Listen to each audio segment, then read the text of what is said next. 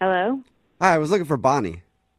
this is Bonnie Hey, Bonnie, how are you? This is Jubal from Brooke and Jubal in the Morning, the radio show. from a radio. Yeah, What? Brooke and Jubal in the Morning. It's the name of a morning radio program. Why? Why? I It's a don't really know. That's good just the question. name we gave it. It Why are seems we simple. calling you? Is that what you're wondering? Yeah. Oh, okay. I thought maybe you were just wondering why we named it that. Calling you today because we do a segment on our show called the second date. That's where if you go out on a date with somebody and then end up blowing them off after, they can email us and we'll get you on the phone and see if we can find out what happened. So you went out with a dude named Drew. Oh my God. Yeah. And Drew emailed us and told us a little bit about your date, that you guys met online, you talked a bunch, and you finally coordinated a date. But when you showed up, I guess you had no voice. True. And she said that it was awkward because you couldn't talk. And then eventually he said, if you're sick, you can go home. And then you went home, and that's the last he heard from you. Yeah. Okay. He also said that he really, really liked you, and you guys talked for like a month or something leading up to the date. Yeah, we did. You don't sound like you like him as much as he likes you. You sound bummed. I. Yeah, it's okay if you don't like him. I think he just wants to know. I mean, I wasn't feeling good the day that we were supposed to have our date, and I didn't want to cancel on him. So I ended up going to the restaurant, and I got there, and I asked the hostess where he was seated, and I look over at the table. He's already there, and he looks nothing like his picture, nothing like any photos. Wait, What? so you hadn't lost your voice? Because you said you just asked the hostess. Yeah, I had not, Oh. and I was just trying to figure out what should I do. I mean, I've been talking to this guy for a month. Wait, how? So you feel like he catfished you or something? I feel like he was trying to portray himself younger than he really is. Oh. And what? I didn't want to, I just felt guilty for leaving. So I was just like on the fly. I just asked the hostess for a pen and paper, and I'll just say, I lost my voice. Whoa. Oh, wow. That's quick Wait. thinking. Very. No, you guys, that's ridiculous. How different could he have looked? I mean, how old are you talking? Are you kidding me? Like, easily could be my uncle. Oh, man. We're talking mid-40s. I'm in my mid to late 20s. Oh, gotcha. And the pictures on his profile were definitely in my age range. So when I saw him, it was quite traumatic. I was like, this is not what I signed up for. I don't know who this guy is. And he barely looks like his photos. I could kind of tell that it was still him. Why not just cancel on him instead of sitting there acting like you can't talk? Because all the time we had spent talking already, I felt guilty. I was trying to be nice. I didn't want to stand him up. Yeah, but you don't owe anything to somebody who's lying to you. I mean, did he outright tell you that he was your age, or is it something you just assumed? We never had the conversation, but his photos make him look younger. So, Yeah. It's weird that Wow. he wouldn't ever bring that up. Like, if he knows he's using photos from 20 years ago, he's probably going to get caught. yeah, I don't know. I didn't stay that long on the date, if that's any consolation for you. He thought you might be faking, Yeah. not or having a voice. And I catfishing guess you were faking, but he did suspect that. I mean, it is what it is. He was lying. I'm not lying. You're lying, Bonnie. Drew, you're supposed to wait. What's going on? Oh, Bonnie, that's Drew. He's actually on the other line listening and wants to talk to you, but apparently he couldn't wait until I called him into the conversation, Drew. Yeah, no, I'm sorry, guys, but like she can't say that I'm lying. I'm not lying. But how are you not lying if you put... those photos that were on my profile, yes, they were of when I was younger, but those were the best photos. I'm not gonna put like a crappy photo of myself on the thing. It doesn't make any sense.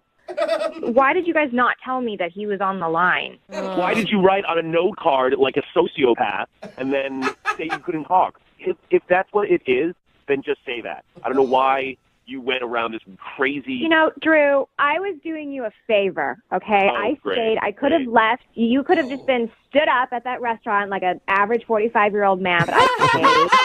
Well, I might be I was might there. be older, but I'm not like a Hannibal Lecter type of person that writes like a. Why couldn't you just say We don't know that.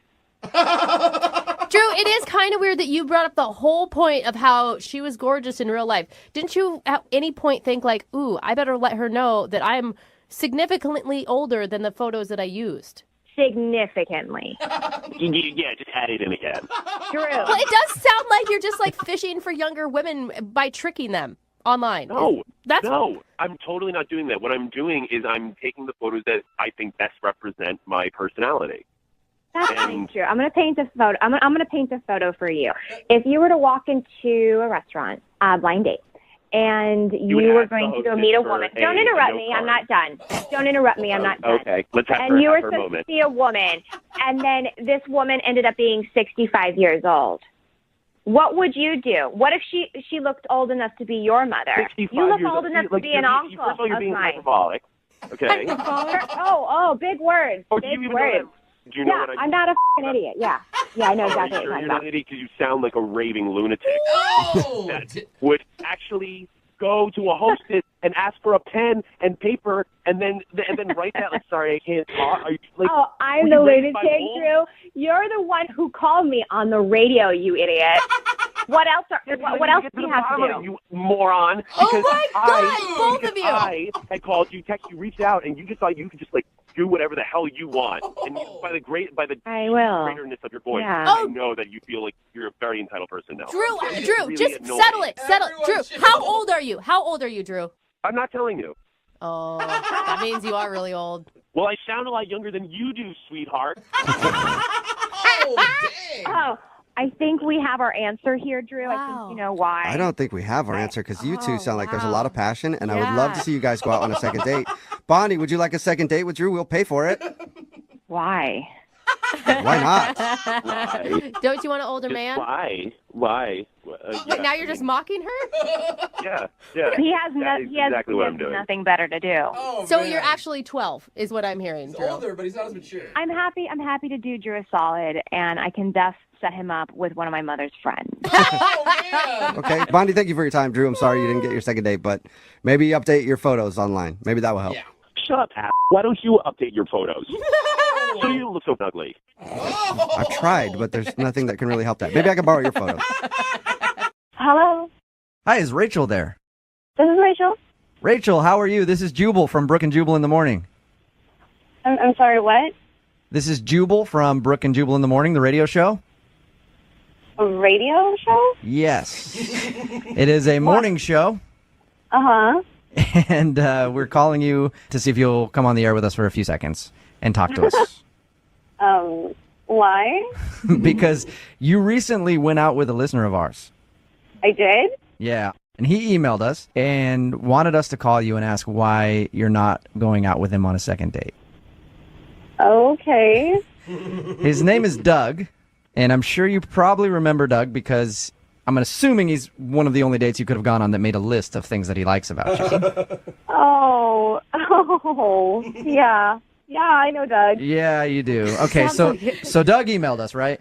And he told us about your date, said that he had a great time with you, but since your date, he's been getting like one-word responses from you, and it's obvious that you don't want to go out with him again. But Doug really wants to see you and is wondering if he did something wrong when you two went out, and if you wouldn't mind telling us what that is. He's fine. He was a nice guy. He's just a little different. Was Okay. he too much? Maybe came on too strong, too quickly? No, I mean, it wasn't that. It was just, if you guys talk to him, can you just let him know that I said thanks so much for the date and that he's a really nice guy? Okay. Yeah, we'll talk to him about this whole thing, and I appreciate you staying on the phone with us. I do. I just want to ask you, because he told us about everything, and he feels really bad about making a list of the 10 things that he liked about you. Doug, I don't know if he shared with you, hasn't been out on a date in a long time, so he's a little out of practice. You made him nervous because he likes you a lot. Was it the list? I mean, the list was weird. It was definitely one of my more awkward moments on a date. Okay. But, yeah, it was nerves and it was fine, and I understood. And that was okay. That wasn't the main problem. Okay, well, do you mind telling us what the main problem is? Doug wants to know. I don't want to come off as sounding, like, weird and rude and petty, but he kept making really weird faces, like a nervous tick almost, like, I don't know, like Tourette's of the face. It's so hard to explain. It was so weird, and I wanted to ask if there was something wrong with him, but I felt it was too rude to do that. Yeah, that's understandable. Hey, what's wrong with your face? Exactly. And, I mean, he was so sweet, and he was clearly so nervous, and he's a good person. I really couldn't see myself doing that. we don't know much about Doug other than he listens to the show, and he seems like a nice guy when we talk to him. Is it obvious that he has a facial tic, or do you think, like, what do you think he was doing with his face that made you so uncomfortable? Honestly, you guys, I have no idea. It was so weird. What did it look like? Like he was in pain. Like every once in a while, it would do this weird, like, grimace thing. But it was just, like, totally random. Like, nothing was going on. Did you ask him if he was okay? Like, if he was honestly in pain, or? I did never feel like there was a right time to do that, because it was always kind of in the middle of stuff happening, and all of a sudden he would just throw this face, and I'd be like, but it can't be like that, because that'd be really horrible and rude. Oh, we got the faces back. Rachel. Oh my God! I'm sorry. I can't take it anymore. I have to interject here. Hey, Rachel, that's Doug. He's actually on the other line. Oh God! Hey, Rachel. I'm sorry. Oh my God, this is so embarrassing. Are you okay? I mean, really? I can ask you now because I'm not sitting in front of you, but are you okay? Well, I had a surgical procedure recently, and I thought I was doing a really good job at, like, concealing it, but I was actually in a lot of pain. What? And I was, I guess I was just so taken in with you that I was trying really hard to ignore the pain that I was actually in. Doug, what kind of surgery did you have? Well, I had a really kind of unfortunate bicycle accident. Okay. And so embarrassing to be doing this on the radio. I basically injured myself downstairs. You had surgery on it? Yeah. I was mountain biking with my buddy, and I went off a little jump, and it just landed wrong. Doug, you were, Man, that sucks. I'm sorry, dude. You were talking to her for weeks. Why didn't you just wait? Well, because she's so wonderful, and I know that if I waited, that someone else would just snatch her up. Rachel, are you still there? Yeah. Okay. Oh my gosh. What do you think about that? It wasn't a weird face thing it's a weird something else that he has making his face do that. Oh, geez. That's awful, and I cannot believe you went through our whole date without saying anything. If you were in that much pain, that's crazy. I was really just trying to focus on the great time that I was having and that I thought we were having. You are so sweet, but please don't, sacrifice your body for a date. Rachel, what if Doug would have said, hey, let's go out maybe a couple weeks from now because I got some problems, some strained muscles down south? You would have been pretty understanding about that, wouldn't you? I mean, I probably would want to know a little bit more about what's going on and, the long-term effects and all that stuff. But, I mean, yeah, don't, throw yourself under the bus on someone else's behalf. That's crazy. But you're so great, I thought it was worth it. Doug, is everything going to be working in the future in that department? I'm just looking out for her best interest. That's all. Yes, the doctor said that I'd be back to 100% in another month or two. Oh, look at All right, so you'll have to take things slow if you guys continue to date. Good point. So, Rachel, would you like to go out with Doug again, knowing what you just learned? We'll pay for a second date if you give him another shot. Only if he's well enough to go. Okay, Doug, are you nice. are you well enough to go on a second date, or do you need a couple more weeks?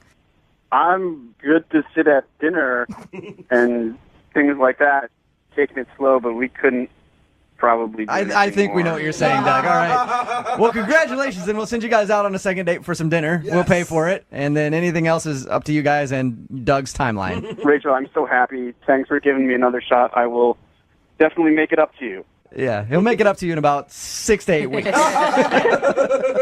Hello? Hi, can I speak to Jordan, please? This is Jordan. Hey, what's up, Jordan? How are you? This is Jubal from Brooke and Jubal in the morning. I'm fine. How are you? Not too bad. What's going on today with you, Jordan? What do you mean? I don't know. You running errands or something? You got laundry to do? I got some laundry I need to do. I mean, I have work tonight, but Nice. why are you guys calling me? Sorry. You recently met a dude named Dennis. Dennis? Yeah, you met a guy named Dennis at a bar the other day, right? He can throw back Cosmos like a champ. Oh my God. Impressed. You were impressed, weren't you? I mean, with Cosmos, sure. Yeah, of course. Takes a man to be able to throw down like 5 or 6 Cosmos it gives in me one a sitting, headache. you know? Something like that, I guess. I mean, what's the point? Why are you talking about Dennis?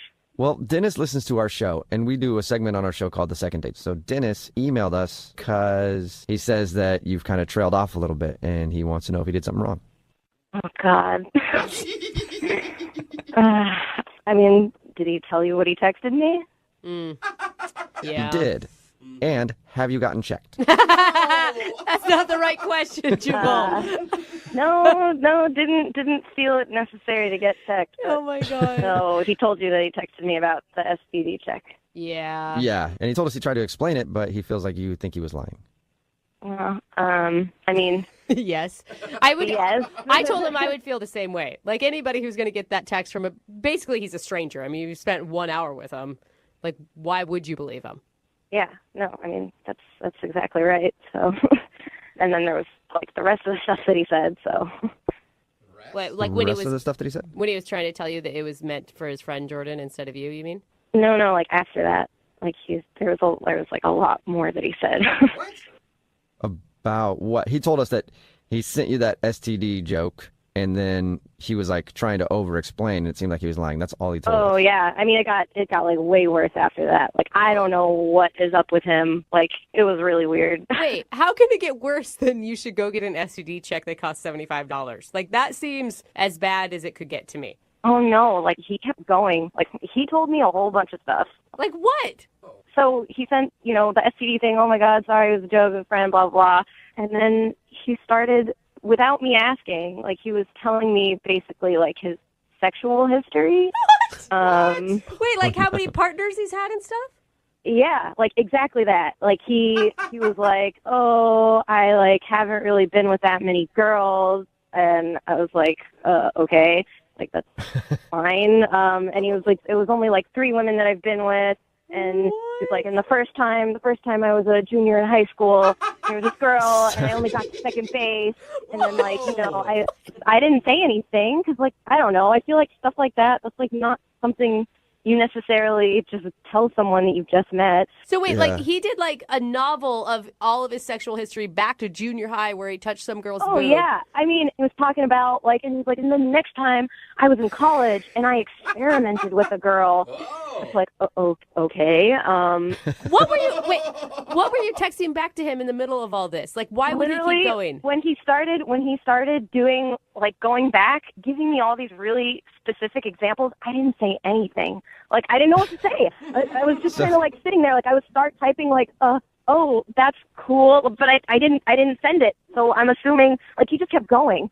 Like and then he was like, and the only other woman that I ever did something with was she was much older, and we didn't go all the way. Oh I was like my really gosh. intimidated, and I didn't know what to do. Like what do you say to a person like that? I think he was trying to tell you that he wasn't experienced enough to get an STD, even though it only takes one person to give you an STD. But I think that I'm guessing that was him trying to say, see, I'm innocent. Look how inexperienced I am. That's exactly what I was trying to say. Hang on, Dennis. You're not supposed to talk yet. Wait, is that Dennis on the line? Yeah, he's on the phone listening and wants to talk to you. Yeah, Jordan, I'm trying to be honest and open. That text was so embarrassing that, I felt like I needed to explain myself. And, you responded with ... and I thought that just meant explain yourself. And so, I just wanted to put your mind at ease. I guess, I just wanted to, explain my entire history to say, the chances of me getting an STD are, next to none. In fact, they're none. Well, Dennis, you have to know how weird that is. It's very strange to give away that much specific information to someone you just met about your personal history. I mean, I'm very excited, You're very beautiful. You're definitely out of my league. So I just, I'm a little inexperienced, and I feel like I gave the wrong message with that initial text. I don't Sounds think like it you was gave the whole message. Yeah, it wasn't the initial text, Dennis. I think that's the thing. It's all of the texts afterwards are, I think, the nail in the coffin for you. But I was very open and honest. You got to give me that. Give him You credit. do have to give him credit for that, Jordan. That is missing, I feel like, in today's world. And I think so. And did you have fun with him at the bar? At the bar, yes, but it's just too much, man. It's just way too much. And Jordan, you got to give him credit because I would be mortified if all of this information was coming out. And he seems cool with everything, you seem like you're pretty solid in who you are, at least, Dennis. I am solid. I'm nice. I'm honest. I'm very open, and I'm just not very sexually experienced. I think we know that now. I'm nice, honest, and not very sexually experienced. That's the kind of dude that I think you should go out with again, Jordan. Would you like to go out on another date with Dennis? We will pay for it. I don't know. I mean, sure, I appreciate Dennis that you're like an honest guy, but I'm sorry, he's just too like socially awkward. Like he just doesn't know what to say. I guess in like a romantic situation, and quite frankly, that's just not really something I'm looking for. Like I don't have a desire to be like romantic teacher dating person for someone. I can see that I'm sorry, but it's just not. It's not what I want. But if I got better at it, would you be open to revising that statement? Wow. So direct. And how do you plan on getting better at it, Dennis? Yeah. I think just practice. Like I can meet other people, but you seem really terrific, and if I just circle back. I feel like Dennis is going to get arrested in some prostitution ring. Yeah. I mean, Dennis, like, very sweet of you. I'm very flattered that you've taken such an interest in me, but I won't pretend like I know the future, but I just get the feeling this is just not it for me. Okay. Oh. But maybe, like, if you wanted to use me as a booty call or something. There you go, Jordan. Oh, man.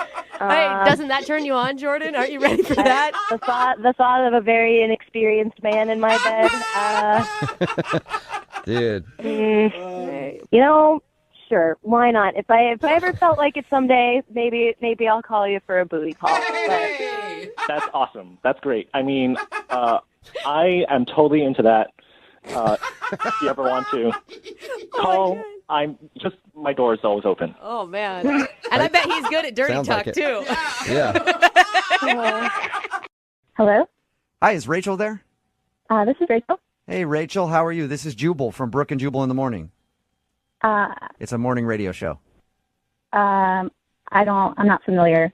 Do you own a radio? Yes, in my car I do. Cool. Well, sometimes we're on that thing. One of our listeners actually emailed us asking if we could call you. Okay. Who is that? His name is Oscar.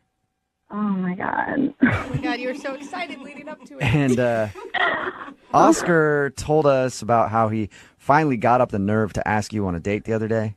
Yeah. Mm-hmm. And he told us about your date, and he thought everything went great, but now apparently you're not calling him or texting him back, and also you're avoiding him at work. So he asked if we could get you on the phone and find out if he did something wrong. Cool. I sense the sarcasm there. Yeah, this is kind of a weird situation. Do you mind telling us what went wrong so that we can let Oscar know and maybe at least make things a little less awkward at work? Oh, I just don't know what to say to him. I don't know what to say. If you say it to us, maybe we can say it to him in a way that won't hurt his feelings. All right. What did he do? The date sounded super sweet. The ice skating. Yeah, I mean, I had a great time on the date. It wasn't necessarily the date that was the bad thing. So what was the bad thing then? Well, we work in the same office, so I just kind of found out some information about him that kind of freaked me out a little bit, to be honest. Oh, my gosh. Shut up. You heard office gossip about him? I did. Uh-oh. From who? Was it someone that you consider like a friend, or was it someone who you think would be jealous that you guys went out? No, it's my friend, and she's happily married, so I believe her. So yeah. what was the office gossip? I don't want to tell you guys because I don't want to embarrass him if it's not true, Come on. Well, like I said, if you tell us, maybe we can find a creative way to tell him that doesn't make it super strange. Plus, if there was something going around about you at the office, you'd want to know. So at least you could clarify whatever it is. That's true. So, all of our coworkers knew we were going out. Mm-hmm. So, of course, when I came back, my one friend's like, "How did it go?" And I was just telling her it was good. It was a nice date. Yeah. Okay. And? And then she, of course, started asking more detailed questions. And she said, "Did he do the thing?"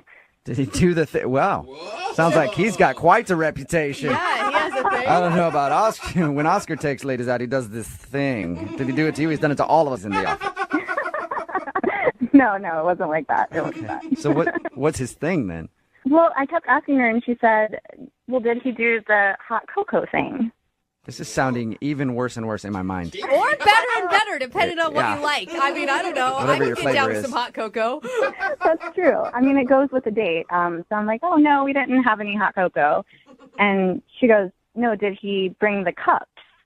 The cups? And so apparently, oh my gosh, I don't want to tell this. Apparently he has been collecting, you know, those plastic cups in the break room where you get coffee and stuff. Mm-hmm. Yeah.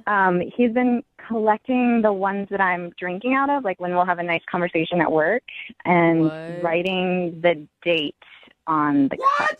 Yeah. Weird. He's been collecting your coffee cups? Yeah. Oh my What was okay, so what was the hot cocoa thing? I mean, that's weird already, but Yeah, I think he was going to, like, serve us hot cocoa out of the cups that he collected and, like, show them all to me. weird and unsanitary. Right?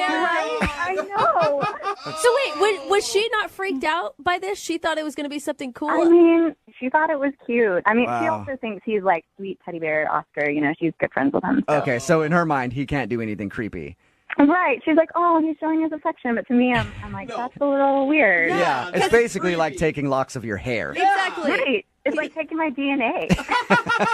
Maybe he's trying to create a new you in a petri dish in his apartment somewhere. Come on, You know guys. what? Maybe that's the gossip going around. Come on, though. If you backed up and you took her criticism of who he is, he's obviously a nice guy. It sounds nice, but at the end of the day, he's literally going into the trash can and collecting the coffee cups I drank out of. Okay, Yeah. I know. I'm Yep. trying to spin it for him, but I don't know that I can. I know. I don't think anybody can. I wonder if Oscar can even save himself. And Rachel, I do have to let you know that you did actually say it to Oscar because he's on the other line Oh my listening God. and wants to talk to you. No, you guys. Yeah. Oscar, are you there? Yeah, I'm here. Oh, Oscar. What's up with the cups, man? Oh, he's so embarrassed, you guys. Don't make it worse. I can't believe they told you about it. I mean, they ruined everything. I mean, they ruined the surprise. I mean, it would have been weird anyway. It's like either way, it would have been kind of creepy. I feel like if you had just seen it, it wouldn't have been as creepy. Like hearing it from someone else, yeah, I get it. It might come off creepy, but it was going to be a whole thing. I was going to, lay the cups in a certain way in a presentation. There were going to be candles. It was going to be super romantic, and it was like kind of a literal trip down memory lane. Oh, my God. But we don't have that many memories. Not that you know of, Rachel, but it sounds like Oscar has a lot of great memories. That's my point. Like we have memories. Each cup is a memory, and every cup has. I wrote down what we talked about, and that's it.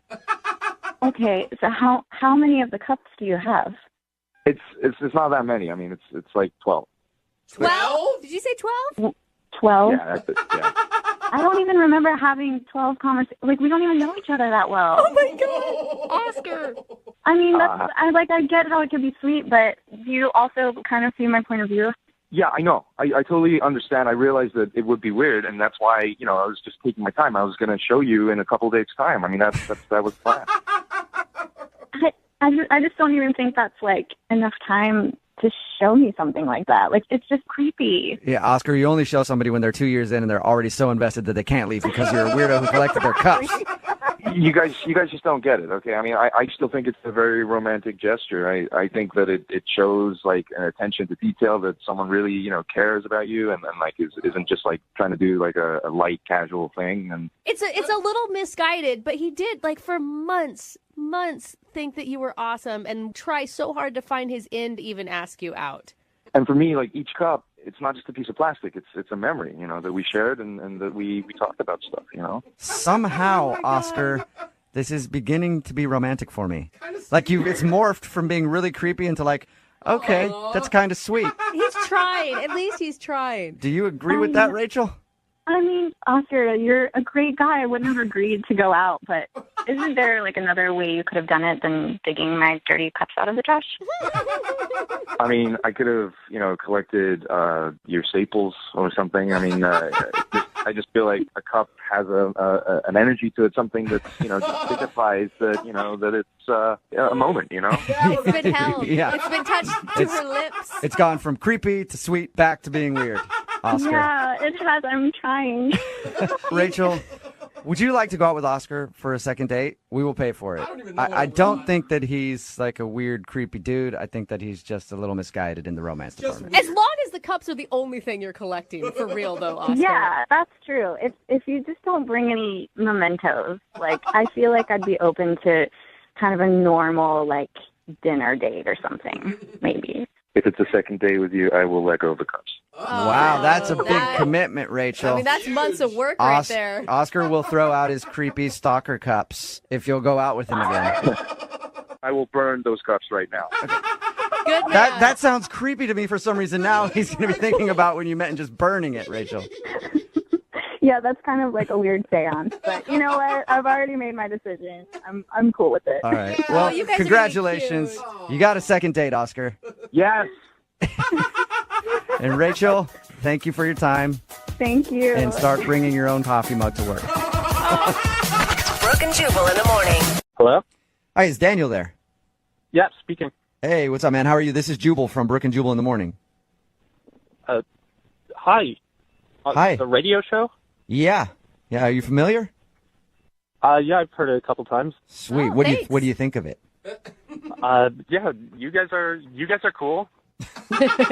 You don't mean that one bit. You have not listened enough. I could tell that you did not really mean that. He's like, I heard 10 minutes one time. No, I did. I mean it. Okay, you could tell you didn't. You're like, yeah, you guys are cool. I don't know. Yeah, sure, whatever. Well, I'm calling you today because we actually got an email about you. Okay. About what? Well, it's from a girl named Summer. Oh, Summer emailed you? Yeah, we do a segment on our show called the Second Date Update. So you went out with Summer, and she's tried to text you and call you since your date, but apparently you haven't responded, so she would call in the big guns. Oh, boy. All right. Yeah. So can you tell us why you aren't calling Summer back? I don't really want to. Well, she kind of wants an explanation. Dude, we talked to her, right? She had great things to say about you. She said it was like the best date of her life. She was really complimentary. That's really nice. I mean, we had a lot of fun. It was a fun time. So you liked it? So, She was fun. are you not attracted to her? Is that the issue? No, she's cute. I like her. But it's just not going to work out. Okay. Well, why? If she's cute and you had fun, Yeah, that sounds awful. is that a problem? You don't like that? No, I really like that. It's just she lied. She lied? Whoa. About what? Actually, let me rephrase that. She wasn't 100% truthful with me. Okay. But who is on a first date? Let's be honest. Well, yeah, but I mean, this is kind of an important thing that she wasn't very truthful about. What was it? Well, she said her name was Stephanie on Tinder, Okay. Okay. and then when we met, it was revealed that her name is Summer. So she uses a different name on Tinder. Yeah, well, number one, I don't know why someone would do that, but I could think of a lot of reasons. Maybe she's got a crazy ex, or she doesn't want people to know, or she doesn't want her job to be able to search her on Tinder. okay. I mean, nonetheless, it still wouldn't work out. Why? Why is that a big deal? Yeah. Well, yeah, so her name's Summer. Her name is Summer. Okay. My last name is Pants, and if if we were to, I don't know, like long-term relationship, get married at some point, her name would be Summer Pants. Come on, that is the dumbest. I think that's amazing. Yeah, I would love that. Well, I would not love that. It'd make me very uncomfortable knowing maybe people are making fun of her behind her back or something like that. Oh my God, you jumped so many steps, by the way. Well, I know I'm going fast, but I'm looking for a long-term relationship. So I'm not there to just mess around with people and... So you're looking for a forever pants. Yeah. Okay. Yeah. Okay. Hey, don't be a smarty pants, And Jubal, okay? You don't feel like somebody with the name Summer Pants would be the person that you want to be around all the time. No, it's just a little too awkward. Okay, but you are so many assumptions here. One, that she would even take your name when you got married. Like, a lot of women keep their last name, and that's fine. No, I come kind of from a more traditional point of view. So you want whoever you marry to take your last name? Yeah, I do. Even though it's an awkward life to live with the last name Pants. I know it is. I'm living it. But you're Daniel Pants, and you don't think Summer Pants would be a good partner for you. No, I just couldn't do that to her. All right. And that's it? That's the only reason? That is the biggest reason, yes. That is so Okay. ridiculous to me. Well- Yes, you could be missing out on the love of your life because of a silly thing. And years of great jokes. Yeah, that's a problem for me. I don't want my wife's name to be a joke. I just want us to be a happy family of pants. Oh my God. See, now you're making jokes about your own last name, so you can't really judge. No, I'm allowed to. Okay, you're allowed I see to. how it works. Well, Daniel, I do have to let you know that Summer is on the phone listening right now, and she wants to talk to you. What? Yeah, you there, Summer No. Pants? No. I can't believe this. Wait, are you serious, Daniel? Really? It's just because of my name? Yeah, I mean, your name can't be changed. But like, this can't be the real reason. Like, there must be something else. And was there something else? Like, you won't hurt my feelings if you tell me. No, look, I had a great time with you. When I thought your name was Stephanie, everything was fine. And then you told me your name's actually Summer, and that kind of was it for me. This is so crazy. I just can't believe it. What if like Brooke said, I mean, I can keep my name. I don't have to change over to Pants. I mean, Yeah, but I'm kind of looking to have someone that has my last name with me. That is so weird. Yeah, I it's can fine. hyphenate. I can hyphenate. I can always have my full name on the registry, and then You it's want to have Summer a Stephanie hyphenate Pants. pants? Hyphen Pants, yeah. Well, no, I don't care. Like, I really don't care what my name is. I think it'd be fine. I don't think people will think it's weird. And I love the name Pants. It's great. It's only 5 letters. That's perfect. What? Well, you know, on the Scantron forms and stuff like that, it's so annoying to have a long last name. I would not mind shortening down the Pants. That is true. It's a lot easier to fill things out. Important things. Look, I'm looking out for you. I don't want you to go around and say, hi, my name is Summer Pants, and have people making fun of you behind your back. Who knows? Okay, this is going to sound really weird, but, like, I might just be ignorant. Is this, like, some sort of sex term that I don't know? No, it I isn't. don't know it either if you don't know it. But I think it should be. I mean, like, it's just you're making such a big deal out of it. I don't know if this is, like, some weird, like, what's it'd the be the reason? What's same so if- bad about it? It'd be the same if your name was Autumn. Autumn pants or spring pants. Yeah. But the thing is, Daniel, I don't think that you're listening to her or anybody else in the room. Like, you are the only one that has a problem with summer pants. And you guys aren't getting married anytime soon. If you do, you just had one date. Why not give it another shot, Daniel? I just feel like we really got along well, and I really do want to see you again. And I don't know, like, I mean, I understand that you have reservations, but I mean, I think it's something that, you know, I'm okay with it. She is so understanding, Daniel. really you are nice. going to be missing out if you worry too much about this pants thing. So, Daniel, would you like to go out with Summer again on a second date? We will pay for it. What, you're going to pay for it? Okay. Yeah. Then, yeah, let's go to Hawaii. I'm not sending you to Hawaii, Mr. Pants. I think dinner. Well, you said you'd pay for it. How about this dinner at somewhere local? Or like a Hawaiian Cap restaurant. $75. I think that is pretty generous. Yes, that's great. You'll do that? All right. It could be a Hawaiian themed restaurant if you want. I don't care. Summer, does that sound good? Another date with Daniel? That sounds great. Thank you. You're welcome. Congratulations. Successful second date update. Yeah, Thank you, Oh my yeah. gosh. Yeah, I'm so excited. You better text to call me back, Daniel. I will, Summer Pants. See, now you guys already have a little joke. It could work out. Yeah, it could. I'm super excited to potentially be Mrs. Summer Pants. Yep. Don't rush things along, all right? One pant leg at a time. There it is. God, thank you so much. Hello? Hi, is this Kristen? Yes. Thank God you're okay. How are you? This is Jubal from Brooke and Jubal in the Morning. What? Who? Jubal from Brooke and Jubal in the Morning. It's a radio show. Yeah. Why are you calling me? I'm calling you because we got an email from a friend of yours who is very concerned. Well, I don't know how much of a friend he is, actually. Yeah. His name is Adam, and you apparently went out with him last night. Oh my God. Are you serious? Yeah. We do a segment on our show called the Second Date Update. That's where if you go out with somebody and then end up not calling them after, they email us to see if we can get you on the phone and find out why. Normally, people wait like a couple weeks or a month to email us, but he emailed us and wanted us to get a hold of you because apparently you walked out of your date crying last night, and he has no idea why. I told him that he should wait a little bit longer because you're probably embarrassed. No, I'm not really embarrassed. I mean, you really want to get into it? You're not embarrassed to break down in tears when talking about Greek yogurt? And then, Oh, he told you what we were talking about? yeah. He said that he thought everything was going well until the topic of yogurt came along, and he brought up the fact that he enjoys playing Greek yogurt, and that's when you started to cry and then left. I mean, it's just something I do. Wait, what do you mean? Something It's you like do. every time you go to the grocery store and you walk by the aisle, you're just in tears? No, it has really nothing to do with Greek yogurt.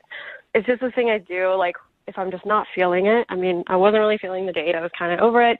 And I just decided, like, I'm just going to start crying, and he'll freak out, and he won't want to touch it after that. And so I just left. What? You're using crying as an out on a date? You can just do that? It works, because so many guys just don't know what to do, and they don't want to deal with it. They think I'm crazy. No, that's actually a really good idea. If you were to just start crying on a date and be like, I have to go, I'd be like, I'm not going to argue with that. Get out of here. Go do whatever it is that you have to do. Yeah, guys don't want to deal with it. They think that there's something wrong with you. You're fragile, you're crazy, and they just don't want to deal with it. Oh my You're God, you're like an evil genius. It works. But why didn't you like your date so much? I mean, he sounded like a really nice guy. Nice? I mean, not really. He wasn't really that nice. I actually thought he was kind of a pig. Oh, really? Like, what kind of a pig? Well, there's different levels of pig. I mean, What are you saying? Like potbelly? Is that what you want to well, know? I mean, did you feel like he was just disheveled and dirty? Did you feel like he was like, unkempt? Did you feel like there was another part of him that was like a male chauvinist pig? There's all kinds of pigs. You do bring up, no, he brings up a good point. Definitely chauvinist. Chauvinist, okay. Sexist. He's sexist. What did he do that was sexist? We were talking about things in school, and I was talking about how, like, I went to school for, math, and he said, oh, wow, most girls aren't good at math. That's really cool. Oh, yeah. Like, stupid. Yeah, that is Most dumb. girls aren't good at math. That is pretty stupid because every girl that I cheated off of in high school to get to pre-algebra was really good at math. To get to pre-algebra. Yeah. Those And sixth graders as a- I was cheating off of they when I were- was a junior. They were 8th graders and I was a senior. Okay, And most sorry. of them were female and they were really good at math. And me being a man, I was terrible at it. So I would never say that. Did you tell him that you were offended by him saying that? I let that one go for a second. I was like, okay, let me give him the benefit of the doubt. And then we started talking about cars, and like I was saying how I had to get a repair on my car, and I was talking to the mechanic, and he was like thinking that I couldn't handle myself at a mechanic shop, and why didn't you do it? And do you want me to help you? Girls are always victims at these things, and I'm like, cool, I got it. Yeah. Oh I don't blame you for pulling the crying card at this point. Yes, like after all that, then we were talking about careers and work, and then he said, you're so pretty, you don't need to work. Oh my God. Oh my God. Yeah, at that point, I was like, he already thinks I'm some fragile little girl, so let me just let the tears flow. Yeah, I know. In his mind, he's like, there it is. I knew she was a woman deep down. Good at math, good at cars, whatever. I knew the tears were going to come. That's all right, sweetheart. Kristen, thank you for telling us a little bit about why you weren't calling Adam back and why you fake cried in the middle of the date. Yeah. I do have to tell you, though, that Adam is actually on the other line listening and wants to talk to you. Oh, my God. Are you serious? Yes, I am. Yeah, how can you fake crying to get out of something you don't want to deal with? I mean, if you're going to be clueless about the things that you say, like, it's just going to get all ugly and awkward. Because I was getting irritated, and I don't want to let my bad side come out and start putting you in your place. Listen, I mean, I'm just trying to give you compliments, and the response is to, like, lie about it and make me worried about you? Compliments? You think that's a compliment? You were saying that I'm smart for a girl. Like, oh, my God. That is not cool. What am I supposed to say to that? I don't know what you're talking about. I mean, I was telling you how smart you were. For a girl, like, do you not see how you're coming across? It's so chauvinist and sexist. No girls like that. I don't know. I don't know what to say. I mean, like, I really do think you're smart for a girl. Oh my God, Adam! The point you not is, realize in saying that you're Yeah. saying that all men are smarter than women? What? No, there's guy smart and girl smart. There's two different kinds of people. Oh my! Are you like you're ignorant? So wait, I'm confused. Like, you're gonna say that guys and girls just aren't like naturally wired differently? Guys kind of have, they're predisposed to math, and if a girl's smart at it, then great. I mean, I don't know how that's a bad thing. No. The only reason men excel at math and science is because they're actually pushed into those fields and encouraged to do those things. Where we live in an antiquated society where for years females have been told that they can't do that stuff. I guess that's kind of my point. So that's exactly right. Like, I'm a guy, so I have to be good at math and science. But if I'm as pretty as Kristen, I can be a pretty girl, and things can come to you. It's just kind of it's like lucky that she's that way. I wish I didn't have to do the things I have to do. Adam, do you even hear the nonsense coming out of your mouth? You sound like a total moron. You sound more than a moron. You sound someone who is legitimately living back in 1950. Dude, I feel like I need help. I have 2 women attacking me and all these guys just listening. Like, guys, I think you'd be there to help. I mean, seriously? Yeah, you're on your own on this one. Yeah, you hung yourself out to dry a long time ago. You can deal with that. I'm good. I can watch. The other guys in the room actually believe in, I don't know, equality. It's a weird concept that some people buy into. Listen, I believe in equality too, but between men and women, things are just different. Some things girls just have easier because they're pretty. But not all pretty women just get money thrown at them. It doesn't work that way. Well, some do. I mean, let's be honest. There are some that do. There are some pretty dudes that get money thrown at them too. I don't know how they do it. I am jealous of all of pretty people for getting money thrown at them. That's rare. But Adam, you can see why she didn't really like your date, can't you? I don't know. I guess we're just not a good match because I don't think I did anything wrong. And that's the problem. That right there is exactly the problem. Oh my God, Adam, I feel so sorry for you. Well, that sounds like you might be interested in going out with him again, Kristen. I'm not as smart as a girl, but I am picking up on a vibe. Would you like to go out with Adam one more time on a second date? We will pay for it. Definitely not. But we'll pay for it. I have the money that you might not have, Kristen. Because us little women, how could we ever make ends meet? Can't say no to Oh, no. I don't want to get money thrown at me because I'm pretty. Well, I'll throw it your way if you want to go out with Adam again. No, thank you. Oh, all right. Sorry, Adam. I tried to get you a second date there. Yeah. It doesn't sound like it. What are you talking about? I tried to appeal to her womanly sensibilities of wanting to get money for free, and it didn't work. Whatever. I'm done with this. All right. Well, too bad. Regardless, thank you for emailing us to do a second date update, okay? Yeah, I don't think I'm ever going to turn to you guys for help again. He's stubborn like a typical man. Brooke and Jubal in the morning. Hello. Hi, is Nicole there? This is she. Hey, Nicole, how are you? This is Jubal from Brooke and Jubal in the morning. Okay. Okay. How you doing? What is this? What's going on? We do a segment on our show called the Second Date Update. It's where if you go on a date with somebody and then end up not calling them after, we call you to find out why. And we recently got an email from somebody who went on a date with you. Really? Yeah. His name is Eric. And I guarantee you remember going out with Eric because he almost killed you. Yes, it is hard to forget a date like that. Yes. So Eric told us a little bit about your date and the fact that he's been trying to get a hold of you and you haven't been calling him back. So he asked us to see if we could get you on the phone and find out why. I'm assuming it was the motorcycle ride that you didn't want to go on that's causing you to not call him back. I mean, it wasn't a great start. You start off with the basic, why wouldn't you tell me you were going to pick me up on a motorcycle question? Yeah. Right. Yeah, you probably want to check on that before just showing up to your house like, hey, get on the back of my hog. We're going for a ride. Yeah. You had to have liked him a little bit because I can't even believe that you showed up to the restaurant after that whole incident. Honestly, I thought about it at that point just saying, you know what, this isn't going to work. Mm-hmm. But, I mean, he said he'd call me an Uber, and I was like, well, I'm already out here, and he's trying to make it better, and so I thought maybe I should give him another chance. Okay. That is very nice of you. Pity date. So did you enjoy dinner with him then? Well, I mean, we got there, and I was still really kind of shaken up. But it did start to get better when we got drinks, and I sort of sunk into date mode. You start asking the typical questions and doing the typical first date stuff. And was the conversation going well and you guys were hitting it off? Up to a point. Up to a point. Oh. That's always okay. It's like a bless her heart vibe. Yeah. What do you mean up to a point? Well, I started asking, what movies do you like and what do you do for fun? Basic stuff. Yeah. And one of my, first date questions is, do you have any guilty pleasures? And you ask a question like that and you sort of expect, I like to watch Dancing with the Stars, or I really like chick flicks, or something to that effect. But he says, married women.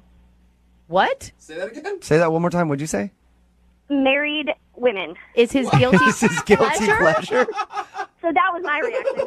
I started laughing because I definitely thought he was joking, but I looked up and he wasn't laughing or smiling or anything. He was completely serious. What did he mean by that? He enjoys being with married women. I mean, what? Oh my! But I mean, that's like a big old red flag, way more than the motorcycle. Wait, Why would he offer that? Why would you tell anybody that? Yeah, and on a first date. I mean, that's definitely not first date for me. No. What did you say to him? I sort of panicked, and I was like, how many times, thinking, maybe it was just one, and he was like, oh, it's my, kind of like a confession, like it's my guilty pleasure. I did it once, and it was guilty, and he literally couldn't give me a definitive answer because there were too many to count. Oh, no. Hey, you got to give it to him. At least he's honest. I suppose, but that's probably, where I'm going to have to draw the line. All right. You've probably told a lot of your friends about that, huh? Yes, I have. Yeah. That's a good story. Yeah, It's it an is awesome story. That It's is like- a great story. Ultimate worst date story ever. Nicole, I'm always going to win. yeah, you are. I also have to tell you that Eric is actually on the phone listening to this conversation and wants to talk to you. What? That mother lover Eric is on the other line. Eric, where are you at? Oh, man. This is so misunderstood. There's such a misunderstanding here. Come on. There's a misunderstanding. You said that your guilty pleasure was being with married women. No. First of all, I misunderstood what she meant by guilty pleasure, obviously. Yeah, I guess. Understand that. I thought she was like, what's something you kind of feel like you may have been guilty of in the past that you want to admit to me? And I was like, oh, okay. Oh, yeah. I do married women. It's my thing. What about you? It's not like I date married women. I've had a few experiences where married women have been attracted to me. It's not like I always follow through. She's making it sound a lot worse than it really is, actually. Dude, you didn't really sound overly remorseful about it. It was a pleasure. It's a pleasure. It's something you enjoyed. Well, I mean, it just happened a couple of times. Dude, you're an a-hole. You can't go around doing married women and then have other women think that that's okay. I mean, in all honesty, married women are attracted to me, so it's more their fault than it is mine. What are you going to do, right? Hey, if a married woman throws herself at you, you have to do it. You have no choice. Eric, so when you told us about your date, you didn't mention this conversation at all. Did this not seem like a big deal to you when you said that? I didn't think it was. What? How do you not think it is? I don't know. It happened a few times in the past, and for the record, I don't think any husband has ever known about me. Oh my gosh, that does not make Good. it better. That makes No. it perfectly okay. No. I'm 100% serious. That's not actually where the problem lies. Why would she ever believe that you're not one big lying cheat after you admit something like that on a first date? I don't think Eric's a liar. I think Eric is maybe honest to a fault. I think you can trust Eric, Nicole. That's one thing. But I think that's accurate. I think he would cheat, but he would tell me. Right. I'm not sure that that's a win-win situation. Oh, man. Oh, dude. I shouldn't have even brought it up. No, you definitely shouldn't have brought that up. I mean, again, it's not like I'm out looking for married women. I seem to drive. My bike attracts a lot of married women. Oh, there it is. There it is. I don't know. It's not my fault. It just happens. It just seems to happen to me a lot. That's all I was kind of saying. That married women seem to come on to me a lot. You're not making this any better at all. Yeah, I mean that's why it's a guilty pleasure because I feel kind of guilty. That makes sense. You want to save your affinity for having sexual relations with married women until you guys are already dating for a little while, Eric. It's too early on a first date. Honestly, Nicole, I thought we had a great time that night. I mean, aside from the bike and this misunderstanding in our conversation, I really think you're awesome. You're adorable. I don't know. You seem like someone I could definitely hang out with if you wanted to go out again. He feels that way about you, Nicole, and you're not even married. That shows how much he cares. Yeah. Nicole, would you like to go out with Eric again? We'll pay for a second date. Don't you dare do it. That's the biggest red flag ever. I really don't think so. I appreciate the offer though. All right. You sure? Oh my gosh, yes. I'm pretty sure, yeah. Okay. Maybe you can hit him up later on down the line when you're married. Brooke and Jubal in the morning. Hello. Hi, I was looking for Nicole. This is Nicole. Hey, Nicole, how are you? My name is Jubal from Brooke and Jubal in the morning. Okay, what is that? It's a radio show. Are you selling something? No, I'm not. Well, I am, but we can talk about that later. I'm calling you for something else. Okay, is this a joke? No, it's not a joke. Oh, I hear people laughing. Yeah, that would be Jose. I tend to do that. I'm calling you because one of our listeners sent us an email about you. Okay, this seems like a prank or something. It's not a prank, I promise you. Actually, the guy who emailed us speaks very highly of you. His name is Tim. Tim who?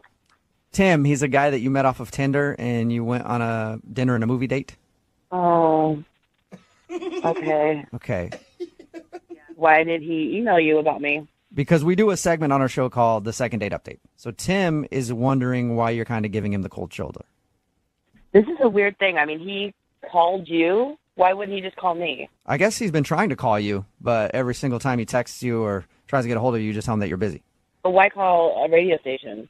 Because hopefully we can be a little more persuasive and find out the answer since you won't really talk to him. He's totally in the dark on this one. He has no idea what went so wrong. Well, he wouldn't know. Nothing he did. It's not his fault. Okay. If it's not his fault, then can you tell us what went wrong? Why don't I just tell you what he told us about the date? He said that you guys went out for Chinese food, and there was sort of an awkward moment because you don't know how to use chopsticks. Yeah, that happened. All right. Did that bother you a lot? It sounded like it might have been kind of embarrassing. It was totally embarrassing, and I felt so stupid. But he was actually really cool about it. I'm sure that if I'd been a few other guys, if I had gone out and been in that situation, they would have made me feel really stupid. And he was actually really nice about it. Right. I can't believe you guys left the restaurant because you couldn't use chopsticks, though. I know. Well, I was embarrassed. I just felt like I couldn't get it, and I was starving. All right, so it wasn't the chopstick thing. No, not at all. All right. Well, he also told us that when you guys went to the movies, like right before the movie, you got very quiet and then didn't really say much the rest of the date. And then after the movie, you just took an Uber home and didn't even give him the opportunity to drive you home? Yeah, I wanted to get out of there. Yeah, it sounds like it. You did a good job of What accomplishing happened? that. If you say it's not his fault, I mean, that sounds like a pretty rash decision. Oh, God. All right, so we're in line to get our food at the concession stand. Okay. And he gave me money before he took off to go to the bathroom. Mm-hmm. And we were, next in line. So the cashier kept looking at us. I know he saw me with him, but by the time I got to the front, I was by myself. Okay. Okay?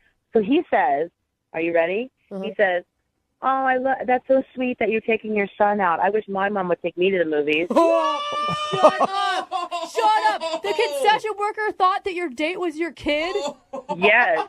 No way. Wow. Wait, are you way older than him? No, it's 5 years. Oh, my God. Did you want to my slap God. that dude?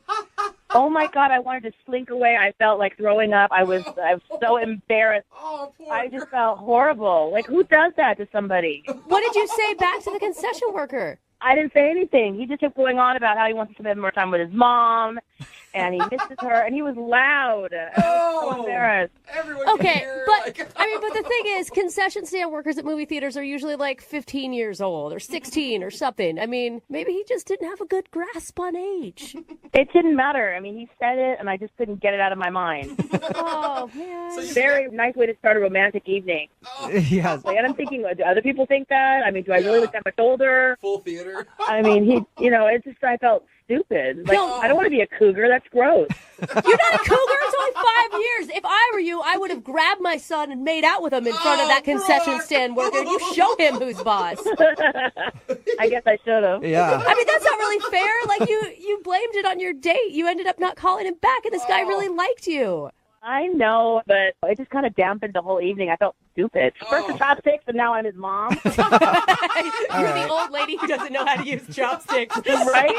So that's why you don't want to go out with him again, because you're afraid that people will think he's your son. Yes.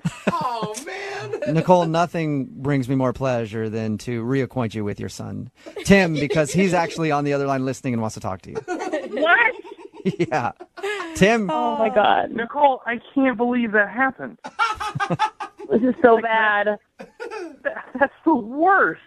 I think Brooke is right, though. I mean, those guys, all those kids there, they're 16 years old behind the counter, right? They can barely scoop that popcorn. They don't know. I mean, that's nice of you to say. But, I mean, obviously someone thought that I was old enough to be your mother.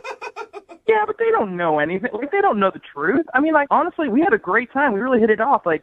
I understand that that upset you, but if you just told me that, I would have just been don't even worry about it. Oh, see how sweet he is. See, now you sound like you're his mom. You when you raised say him that to right, him, you know what I mean? I'm not trying to be his mom. I just said he was sweet. Yeah, but now you can't say anything like that because the only visual I get is a mom talking to her son. That's awful. Everybody's going to start thinking it.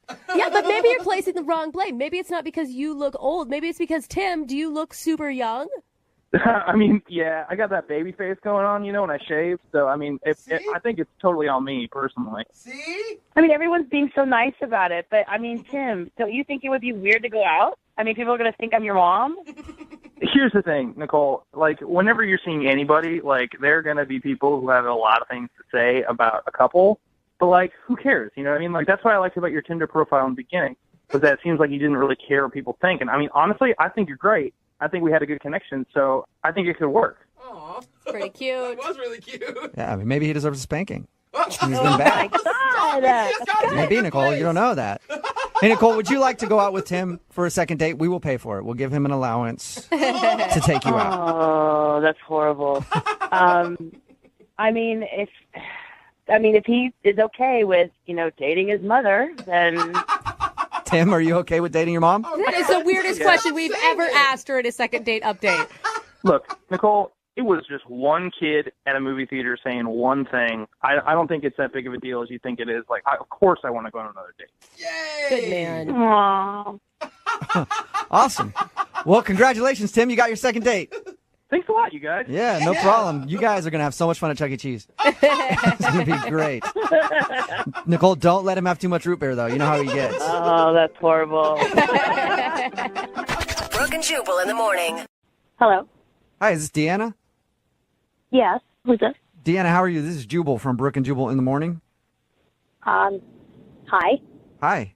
Are you familiar with the show? So which show? The radio show. I don't know what you mean. What are you talking about? Brooke and Jubal in the morning. It's a radio show. You're not familiar with it at all? No. Okay. Well, I'm calling because you recently went on a date with somebody who does listen to the show. And he emailed us because he says that you're not calling him back after your date, and he wanted us to see if we could find out why. Who is the he? His name is Anthony. Oh. Yeah, Anthony. You met him at the club the other night? Mm-hmm. You've been texting with him? Well, more like he's been texting with me, so yeah. Okay. Well, Anthony emailed us about you because he thought maybe we could figure out why you don't want to go out with him. No, I'm good. I'm not interested. In him or in telling us why? A little bit of both. Okay. Okay. Well, can you tell us anything? Because he's really curious. He thought you guys had a great time. A great time? Uh-huh. Yeah. Wow. He sounds like a really nice guy. Yeah, he's nice. I'm not going to say he's not nice, but great time is pushing it a little bit. Would it be a bad time? Did you have a bad time with him? I don't really want to categorize it as bad. It was weird. Can I just say weird? Yeah. Sure. Can you tell us anything, though? Because honestly, he doesn't remember most of the night. If I was as drunk as he was and I had as many Long Island iced teas as he did, I probably wouldn't remember the night either. So. Was he super obnoxious? Oh, my God. So obnoxious. But didn't you hang out with him, like dance with him all night and go up to the bar and chat and get drinks together? We started in the beginning of the night. We were talking, and it was cool. He seemed really nice. But that was before his eyes started going in a million different directions, and he was probably about 4 Long Island iced teas down. So, yeah. He went from cute to like, oh, my God, I can't believe I'm even like standing next to this guy right now. He's so embarrassing. Oh. Did he walk you home? He insisted on walking me home. I did not push for that. Okay, because he was told us a little bit about that. He said that he thought you had asked him to walk you home, but he couldn't really remember. Yeah, no, it didn't go like that. I said, I'm going to go. And he said, well, it's a man's job to make sure a lady gets home okay, so I'm going to walk you home. Hey. Well, I couldn't get rid of him. Not going to lie. So I was like, all right, whatever. It's 2 o'clock in the morning. I'm just going to go with him. It's funny because he thought he was walking me home, but it was more like me walking him home. Yeah. So were you the one that put him in a cab? Yeah. Okay. Yeah, he was wondering. He couldn't remember. He thought maybe you did or somebody else did. Yeah, no, it was just him and I. We were walking, and I really saw how drunk he was because he was starting to get emotional, talking about his dog that had passed away that he was close with. And, oh, my God, he was really going in, and I felt bad. It was getting deep. Okay, so you just want us to tell him that he was annoying and drunk, and that's why you don't want to go out with Yeah. him. And can you also tell him this? It is not okay to try to exchange your date for Taco Bell. What? That it's not okay. What are you talking about? And 2, it's not? No, it's Jubal. Yeah. Well, we were walking home after the club. We saw a bunch of kids with Taco Bell, and he whipped out $10 and offered to give it to them for the Taco Bell. Okay. They said no. He whipped out 20. They said no. So then he turned and looked at me, looked at them, and said, well, what about if you just take her in exchange for the Taco Bell? You can have her. Like you're some object that can be traded for Taco Bell burritos? Oh, now I'm pissed. Yeah, I was not okay with that. What did the kids say? They laughed and they walked away, and he just was like, I'm so hungry. Oh, my God. I would have been irate. As drunk as he was, I'm like, seriously, man, you're going to, like, give me up for fast food? No, this is not. And at that point, I was like, okay, time to call an Uber. And that was it. Okay. Good for you. And that's when you put him in the cab. Mm-hmm. All right. Well, I bet you he'd be pretty interested to learn all that. I don't think he remembers any of that because he's on the other line listening to this conversation and wants to talk to you. Are you serious right now? Yeah. It's good to hear from you again. Good to hear from me. Did you not just hear, like, my entire story that I just told? Hello? You know what you did? Well, it was just nice to hear your voice again. Oh, my God. You got to be kidding me. Did you hear that you tried to trade me for burritos? Okay, I'm really sorry. I did that. I don't remember doing it, so I trust you. I take your word that that's exactly how it went down. But I promise you, normally if I was sober, I probably wouldn't try to trade you for food, though. So I would hope you would never, even if you were sober, try to trade me for anything. Yeah, I'm pretty sure that I was just joking because I was so drunk and I've been so funny all night. No, you pulled out your wallet and pulled out actual cash money. Well, was there more than one taco? Because I'd like to think that I was trying to get some for both of us. I don't know how much was in the bag. Does it really matter? You tried to trade me for fast food. Oh, okay. Well, it doesn't matter how much Taco Bell there was. I'm sorry I tried to trade you. What if I promise never to do it again? Oh, my God. Can you promise to never drink again? Because that was just atrocious. You know what? I'm just glad that I allowed myself to be vulnerable around you. What? Because that's how much I care. No! Look, the only reason why I got that drunk was because I was so nervous, because I didn't expect you to be showing so much interest in me, because you're so pretty. No, you were drinking so much because it was $3 for 3 Long Island iced teas. Oh, those must have been dirty. Well, I mean, I appreciate a good deal, and I was nervous about talking to you. It was also that, Deanna. Those are 2 very good statements that he came back with, Deanna. You got to give him that. I don't know. I mean, he's funny. Listen, I'm going to give it to you, Anthony. You're a funny guy, and you're nice, but you were a lot cooler before you threw down all those drinks. I liked you before that. After that, not so much. Well, in that case, Deanna, would you like to go out with Anthony again? We'll pay for it. Deanna, how about this? Go on a date with 10 o'clock me, not 1 a.m. me. I think you should make it like 7:30 you, Anthony, from the sounds of it. If you go out with me again, I promise I won't drink on our next date. I won't drink on our next 5 dates. I want you to get to know me, the real me, sober me, all right? I won't eat for 5 days, whatever it takes. I won't consume anything other than you. I don't think you wanted to say that. That's a weird statement, Anthony. Yeah. You know what I'm trying to say, though. My point is, like, I just want you to get to see the real me again, not club me. I don't like that guy. I don't want to be that guy. What do you think, Deanna? Would you go out with Anthony one more time if he promises not to drink? Say yes. We've all had dumb drunk nights. Do it. Give him a second chance. I will go out with you again if you promise not to drink and you promise not to trade me for food. What do you think, Anthony? Can you do it? Yeah, that's the deal. I can do it. I promise not to drink, and I promise not to trade you for food. All right, then let's do it. All right, well, congratulations, Anthony. You got your second date. Yeah, thank you, guys.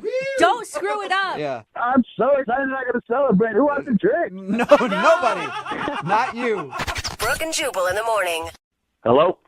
I was looking for Trevor. This is Trevor. What do you got? Trevor, how are you, man? This is Jubal from Brooke and Jubal in the morning. What is that? That is a radio show. Jubal is your name? Yes, it is. How are you? I'm great. Good morning. What can I do for you? Good morning.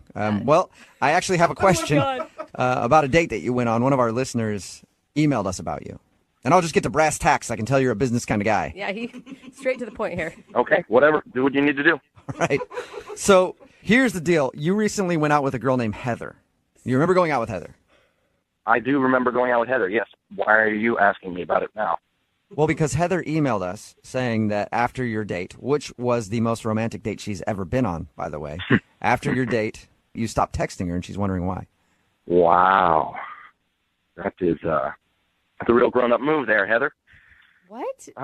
Wait, I don't get it. Like, are you upset by that? Are you being sarcastic or? That she emailed the radio station to complain about why I'm not calling her after our date. It wasn't a complaint. Yeah, not to complain about it. She's just like in the dark. She doesn't know why you stopped talking to her. Well, all I can say is I'm good there. You're good there. What?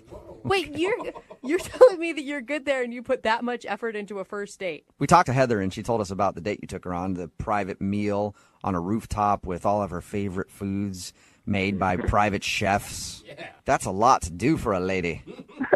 That's kind of just what I do. That's what you do on all your first dates? No, it's just kind of what I do in life. It's little details are important, and if you can ace the details, then you're going to ace the test. Okay, so it's not a test. So this wasn't even that crazy of a first date for you. For me, no. For her, it was. For her, yes. Right. Okay. I knew it would be that way, and it was all by design. Okay, wait. I'm confused. The way she described you, you were charming, you were romantic, and right now you're coming off as kind of a smug a-hole. Well, you call me in the middle of my business day in a situation like this, I'm not going to be particularly happy about it. All right. Okay, so I can we can get you on the understand that. phone as quick as possible if you wouldn't mind just telling us why you're not wanting to talk to her. Look, we had a lovely time, and I got what I wanted out of the date. You get what you wanted out of it, but you didn't even kiss her at the end. What did you want out of it? Dinner? If you must know, I did it for a business deal. What? You did it for a business deal going out with her. I don't get it. Yeah. I sometimes do business with her father. Yeah, she told us that. And sometimes in a deal, the numbers can all line up and it can all look great, but it's really the personal touch that closes. And this guy clearly had a soft spot for his daughter. She was a good-looking gal. He mentioned that it might be a good idea that I date her, so I called her up and I took her on the best date of her life. So you're telling me that you used her as a stepping stone in your little effing career? I'm not saying that, no, but I will tell you that 2 days later I closed the deal. You are, oh my. So, Once the money comes so in. you took her out just to close a deal with her father? Not just to close the deal. We had a nice time. She had a nice time, I'm sure. It wasn't a wasted night in her life. Yes, it was. You were texting her afterwards and you couldn't wait to see her again. You played with her emotions. You totally let her on. You're a total Jeez, Brooke. Look, you can call me names all you want, but I'm just being honest with you guys. You called me, and I'm the one closing multi-million-dollar deals on a regular basis. Yeah, but you didn't have to, like... I mean, couldn't you just go, yeah, sure, I'll go out with your daughter and take her on a regular date and not try to be super romantic about it? So I should take her on a date? Or, hey, I don't know. Maybe you just don't use his daughter at all and you're actually a good businessman and you make a deal without having to use somebody's daughter in the process of it. Listen, sweetheart, in business, you do whatever you need to do to close the deal, okay? I closed the deal. The day that you're doing things like that, you can come talk to me, but I'm the one who knows my business. Good Lord. And by the way, her dad offered her up. She's so I'm going to take advantage of that. It's not a bonus structure, you asshole. Dad's fault. You are an asshole. He didn't offer me up. Oh, my God. Boy. Yeah. All right, what's going on here? Trevor, that's Heather. She's actually on the other line listening and wanted to talk to you. Oh, that's hilarious. Yeah, it is. You f***ing used me. You took me on this romantic dinner. You told me all these things that you loved about me, how you wanted to see me again. Like, what the hell was that? That was... And you had a great time, right? Yeah, I had a great time because I believe you really liked me. I do like you, Heather, but that doesn't mean I'm going to marry you. That doesn't mean that we're obligated to have anything beyond that night. Oh, man. You are the biggest ass I have ever met in my entire life. I've never met someone as awful as you, ever. I don't really have much of a response to that. All I can say is that at the end of the day, ask yourself this question. Were you going home with me if I asked you? No. I saw the look in your eye at the end of the night. If I wanted to take you home with me, I 100% could have. And I didn't. I didn't even kiss you. I respectfully ended the night with you. So when it comes down to it, I was a true gentleman, no matter what you might think about. Really? Really? You were a gentleman by wasting my time just to get a business deal with my father. At what point did I sign a contract with you that gave me any obligation with you whatsoever? You have an obligation just to be a good human being. Like, life is not business. You don't do this to people. I never once treated you unkindly or disrespectfully until you called the radio station trying to call me out. He's right. Yeah. No, he's not right. He didn't It's treat her totally- badly when they went out. He treated her like an object, okay? Whether he said it to her face or not, that's as disrespectful as you freaking get. He was nice about it. Oh my God, you guys are idiots. I'd like to go out on a Yeah, nice but then date. you stopped texting ghosting me completely. So I don't really think that that's treating me well. Do you? Just leaving somebody hanging like that after taking them on an amazing date? You couldn't even just be honest and be like, actually, I went out with you to close a deal. Like, I might have even respected that a little more, but I had to call a radio station and get them to talk to you. Give me a break. I'm going to tell my dad to pull the deal with you. Like, Well, it's a little late to pull the deal. Deal's closed, so it's not going to happen. Dude, Trevor, how do you have like zero remorse whatsoever? You know, I might feel a little bad about it, but when I have my bank account, I feel pretty good about how my business is going. Oh my God, you narcissistic. I feel sorry for you because you may say you have a bunch of money and you love your business, but you have no heart and no soul, and I pity you. You're going to end up alone. Look, you never would have known about any of this if you hadn't done this whole thing that you're doing right now. I would have still been wondering. You could have had a fantasy for the rest of your life of the guy that you could have had, and whatever happened to him. Well, we sure had a nice time that night. Why not try to have another nice time? Trevor, would you like to go out on a second date with Heather? I know you have money, but we'll pay for it. Please don't even offer that. I don't want to go. Are you sure? You know what, Heather? I think there's another deal that might be good for your dad in a couple of months, so maybe we just wait until then. Oh my God, you did not. Oh, Trevor, I can guarantee you my dad will not be doing any more deals with you. Trevor, thank you for being brutally honest with us. Yeah. Anytime. Oh my God, I'm angry. And Heather, I'm sorry you had to find out that you were just a pawn in his game of trying to get some business done with your dad. Yeah. I guess it goes to show you don't listen to your dad anymore. That's a good point. Brooke and Jubal in the morning. Hello? Hi, I was looking for Jamie. Yeah, this is Jamie. What's up? Jamie, how are you? This is Jubal from Brooke and Jubal in the morning. Wait, what? This is Jubal from Brooke and Jubal in the morning. It's a radio show. Thanks for listening. And I'm calling you today because we actually had a listener email us to see if we can get in contact with you. Her name is Stephanie. I don't know a Stephanie, so you're going to have to help me out here. I think you probably do know a Stephanie. You met her while taking the shuttle to the airport. And they're on the airport shuttle? Yeah. Wait, you seriously don't remember right now? Still? Oh, my God. Well, yeah, you're really going to have to refresh my memory here. What do you mean I'm going to have to? How would I have to refresh your memory if you met somebody on an airport shuttle? I've never met one person on an airport shuttle. Yeah, you could say I've met a few people on airport shuttles. So, like I said, you're going to have to help me out here, dude. You know, the girl that you pulled out the nuts and the alcohol for, you played the romantic music on your phone. You said you'd call her. So why are you laughing? What's so funny? You guys got to tell me what she looks like. Seriously, I don't know. I've never seen a picture of her. She just sent us an email and asked us to call you. We figured that description was probably going to be good enough. Yeah. Is there anything else specific you can give me here? Because if you don't know what she looks like and I don't know what she looks like, we're going nowhere. I'll tell you what we know. We know that you met her on the airport shuttle. She was sitting there when you got on. You sat down and flirted with her and had a real quick shuttle date. And she said that you told her you were going to be gone for a few weeks on business, but you'd get in touch with her when you get back. She said she called you and emailed you, but has heard nothing. Wait, you said she emailed me? Yeah. Yes. That's all we know. Oh, the email girl? Wait, how is she the email girl? How's she not the shuttle girl and the email girl? Well, she was email girl on the shuttle, but wait, she called a radio station to get a hold of me. Yes. Kind of, yeah. That's hilarious. I mean, it's great. I'm not like complaining, but like, wow, I can't believe she did that. What? Okay, so you're excited so that she did this, but you don't remember her. Well, like I said, I remember who she is now, just from the emails, but wow, I can't believe it worked. Hey, wait, if you're excited that she contacted us to talk to you, why didn't you email her back? I'm more curious why you said I can't believe it worked. Yeah, what worked? It's amazing that it worked to the point where she would go this far with it. Whoa. So wait, was the whole thing like a shtick that you used to lots of ladies on the shuttle bus? Well, that day it was, yeah. That day it was. Yeah, here's the deal.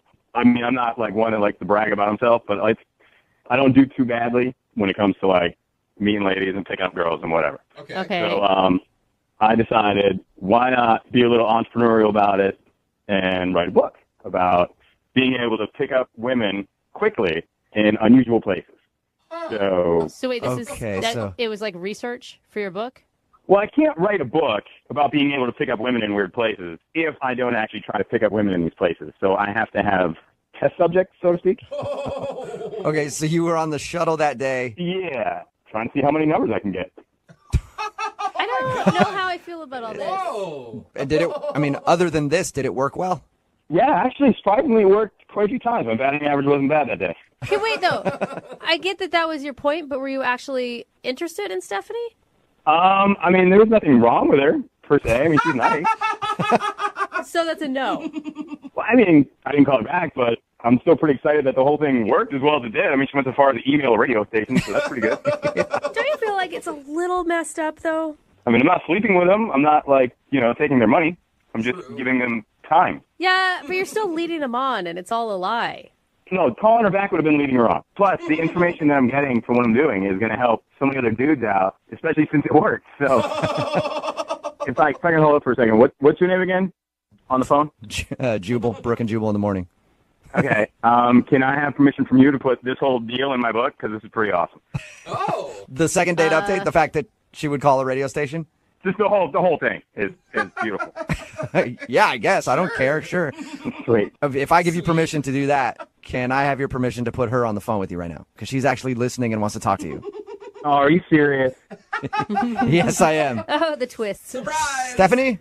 Yeah. Hi. Hey, what's up? What's wrong with you? Nothing? No, but like at a fundamental level, like what's wrong with you? You didn't think something was that wrong with me, like, I guess, whenever, a couple weeks ago. I mean, that's when I, didn't have any clue they were trolling the airport to write a ridiculous book that's going to help no one. Like, what's wrong with you? Well, actually, I think I just established that it's going to help guys, and, It's going to help meeting guys their- pick up women that you'll never speak to again? I'm confused on how this book's going to work.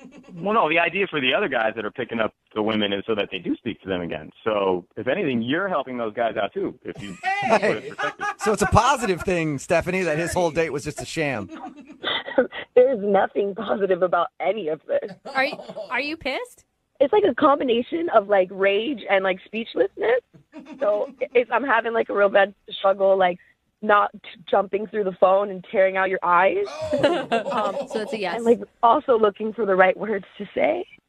Look, I'm sorry that you're offended, but you do have to understand that you were part of a much bigger project, and you were a positive part of it. So that's good. I mean, obviously, I wouldn't have interacted with you in a way that was fun if I wasn't actually enjoying our conversation. So we can, you can look at it that way.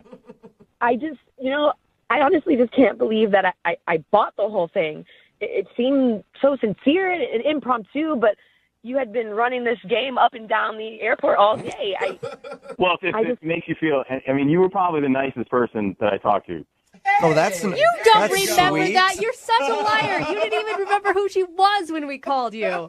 Well, I remember now when you said email. Yeah, of course you do. And Stephanie, I mean, I would look at it this way, Stephanie. You already said that you had a great time, and those are kind of things that you can't give back. And, even though I didn't call you back, it doesn't mean that we didn't enjoy a moment together, at least that little shuttle ride that we had, Dude, he is. You are good. He's good, man. Yeah. I want to hit him. You got to understand how she feels used and stupid, though. Well, I mean, feelings weren't really my intention, and my intention wasn't to hurt anybody. My intention was to write a book, and, sometimes you get collateral damage with this kind of subject matter. You hear that, Stephanie? You just took some shrapnel. That's all. No big deal. Right in the neck. Yeah. Jamie, have to ask this question no matter what. Jamie, would you like to go out on an actual No, date? do not ask Jamie about another date. Don't. It's not necessary to do that at all. Oh, man. Come on, Stephanie, you got to admit, like, after this whole radio deal, the whole thing's kind of funny. So, like, maybe we could just, like, have a drink and laugh about it. You know what I mean? I kind of owe you. Maybe you can have a drink by yourself, Jamie, while you laugh over writing this book. Oh. Yeah, I don't think you won her over. Well, it's unfortunate, but, it's now that I'm talking to you and I kind of get a better gauge in your personality or whatever, but I can always go back and ride the shuttle, I guess. Yeah, back to the shuttle to meet some more ladies. Always got the shuttle. Yeah. The shuttle Casanova. Hey, Stephanie, I'm sorry you did not get a second date. Yeah, well, it's probably better that way at this point. You have a cool story to tell, though. You know you're going to be buying that book just to see what he actually said about you. What do you mean buy this book? He's going to give me a free copy. Yeah. You at least owe her that, Jamie. Yeah. I think I can make that happen. I know the writer. Brooke and Jubal in the morning.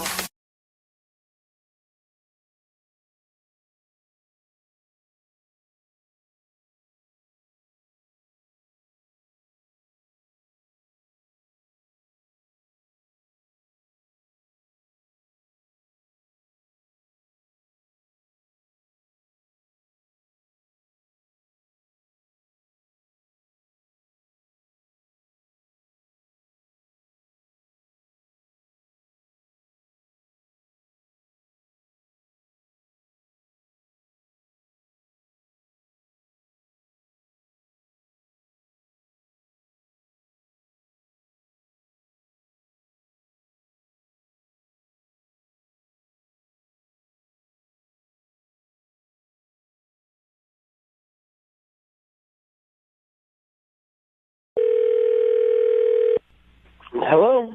Hi, is this Kevin? Yeah. Hey, Kevin, how are you? This is Jubal from Brooke and Jubal in the Morning. Okay, who is this? Jubal from Brooke and Jubal in the Morning. It's a radio show. You ever heard of it?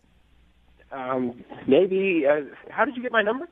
Well, I got your number from a listener of ours, actually. They emailed us about you. What? Yeah, there's somebody who listens to our show, has been trying to get a hold of you, but you aren't calling them back, so they asked if we could get you on the phone and find out why you're not calling them. Her name is Caroline. Oh. And you guys recently went out on a date. Yeah. Did you like Caroline? She emailed you about... Yeah, she liked you enough to actually email a radio show to get you on the phone and find out why you're not calling her back. Oh, That's a little bit of a compliment, isn't it? Yeah, no, I really was hoping that she wouldn't call me back. Okay, so you don't want to get a hold of her. No, I do not. What was so bad about the date?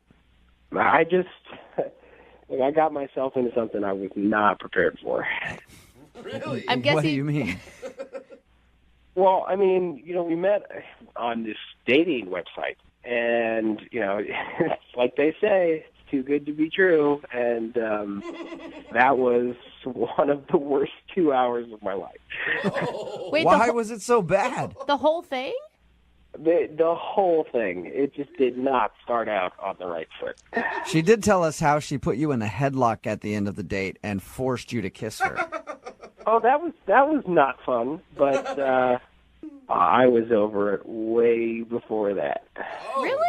Really? She swore that you kissed her back for like a long time. To try to get her away, she was holding me. You're like, all right, fine, I'll kiss you then. So at what point were you over the date with her then? I was over the date within the first 10 minutes, I think. How could you be over a date in the first 10 minutes? That means that you're not even giving somebody a chance. No, well, we were going over the menu, and the whole time she's talking about how it's her cheat night and how she's got to get her macros and micros, and she just, every single item on the menu, she's talking about its nutritional, value. Yeah.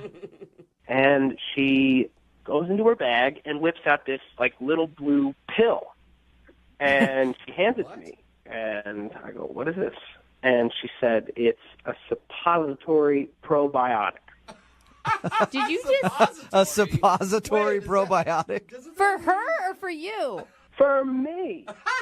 She wanted you to take a suppository? I've known this girl for 11 minutes, and she hands me a pill and tells me to shove it up my... What did you say? I kept saying no, and she just kept insisting that I take it. She's like, "Here, try it. It's really good for you." And I'm like, no, thank you. So after I finally made it clear that I wasn't going to take it, she says, "Well, excuse me, I have to go to the bathroom to take mine." Oh, so she leaves, goes to the bathroom. I'm sitting there wondering if she's being serious, then comes back saying, "Oh, it's so much better. I feel so much better now. Let's eat. Let's have a fun date." Describe that exchange to me again. It's one of the weirdest things I've ever heard. She hands me this pill, and she goes, "Do you know what this is?" And I said, "No, I don't know what it is." And she goes, "Oh, it's a probiotic, specially designed to help promote healthy colon ecology or something." It's colon digestion, if you are listening correctly. What? Hey, Kevin, that's Caroline. She's actually on the other line. Caroline, you were supposed to wait until I called you into the conversation. Yeah, I honestly, I couldn't even wait. I was tapping my feet over here. Like, are you serious right now? Oh, my God, really? I was nice enough, first of all, to share my stuff. I mean, that's expensive stuff, okay? And it's for your digestion. It's for your health. I was just trying to be nice and share my knowledge and share what I know. And yes, it was my cheat night. And honestly, I wasn't going to ruin my digestion for a date. Okay, somebody that I only knew for 11 minutes. Look, Caroline, if you want to go take a suppository, go right ahead. Go to the bathroom. You don't have to tell me. And you don't have to encourage me to join in.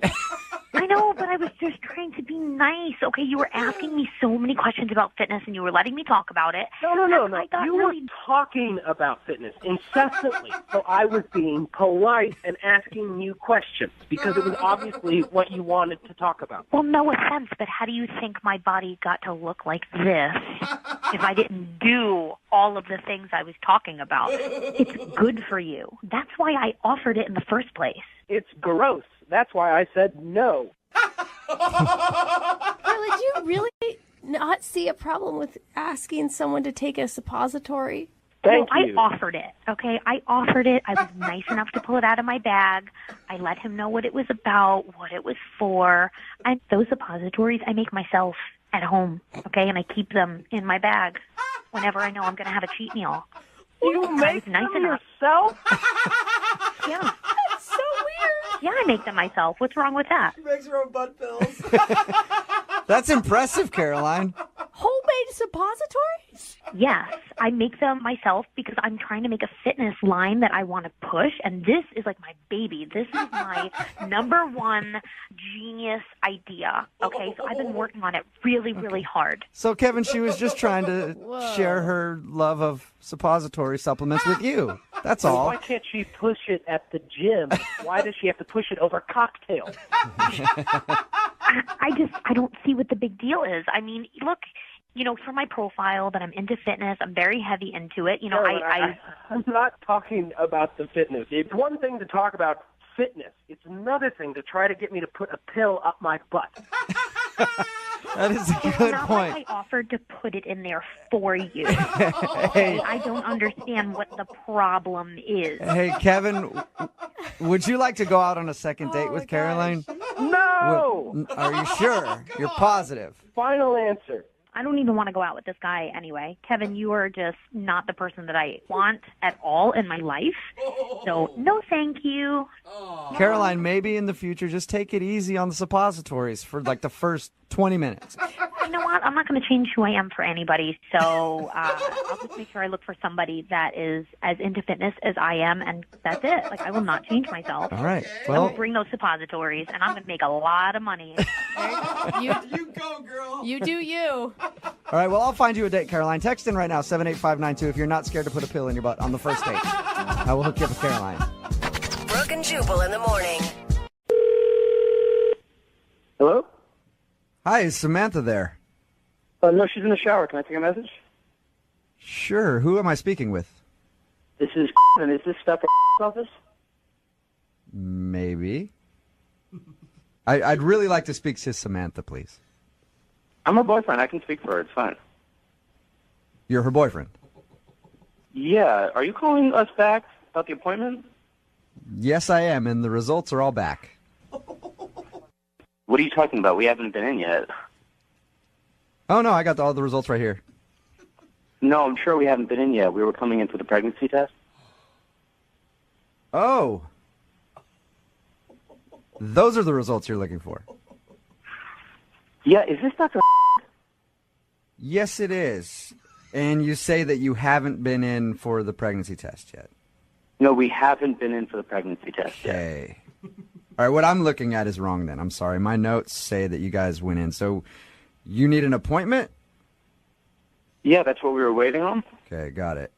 Cool. Well, I should talk to her about this. I mean, she's in the shower, but I guess you could call back. All right, I'll do that. How about that? I'll check my notes because obviously something I got it screwed up. It says that you've already been in and you haven't, so I'll check my notes and then I'll give her a call, okay? All right. Thanks so much. Yeah, thank you. What was your name again? Oh, I'm Kevin. Kevin, looking forward to seeing you. All right. Thank you. Yep, bye-bye. Oh, wow. my God. Is that a Hey, joke? Harry? I don't even know what to say. What the Oh, my Oh, my God. I hope you don't mind me letting that guy go. I felt like I felt like I shouldn't have revealed to him that this was a big thing. Oh my God. So there's that. Yeah, I felt like This is. as soon as he started talking about doctor's office, I was just screwing with him. And then as soon as he said the pregnant thing, I was like, I can't do it, man. Yeah, that's intense, man. What are you gonna do? Are you gonna contact? I'm not him? going to do anything. But look at the timing. I'm sorry. I know I shouldn't jump to conclusions, but if you're talking about you hooked up a month ago and she's just now going to a doctor's office. No. We use protection, definitely. Sometimes it can fail, you know. That's not 100%. I just can't believe that happened. Yeah. Dude. Neither can I don't know what to say. I mean, like, it's nothing like this has ever happened to me before. This is... I can still, try to call back and get her on the phone at some point and see if I can No. get you. No. I don't want to get involved in any way. Do you think that there's any way that maybe this is like a new boyfriend? I'm just trying to look at like some sort of positive out of this. That she wants to have a baby with? I don't know. I don't know, Lydia. I think it's pretty obvious here, Harry. Oh, this is She was horrible. at the bar drunk, hooked up with you, realized that she made a mistake, probably feeling guilty. Of course. Not calling you back because she has a boyfriend who she thinks may have gotten her pregnant. Oh, man. Oh, this is so insane. Yeah. I mean, I had no idea. She seemed single. Yeah, did she ever say to you throughout your date, did she seem like she had a boyfriend or anything at all? Not at all. Did she seem like she had a bun in the oven at all? No. No, okay. I don't know. Some guys are attracted to that. I don't know. She was Maybe- at a bar drinking all night, Jubal. I think that's a pretty indication, good indication. Not that- really. I just can't believe that happened. Well, this is normally the time where I'm like, hey, do you want to go on a second date? We'll pay for it. I don't really know how to handle this one at all. What do we do? I guess I can send you out on the date with a text messenger. Somebody texts into the show. Do you want a date with just a random person from the show? I think I should be more cautious on who I go out with. Yeah. Yes, thank exactly. you. Because Finally. trust me, you don't want to date with anybody that's texting into our show at 78592. All right, well, at least you got your answer. Yeah. Yeah. I hope for you that, 17 years from now, some kid doesn't show up and go, hey, we have the same nose. You hooked up with my mom years ago. Oh, God.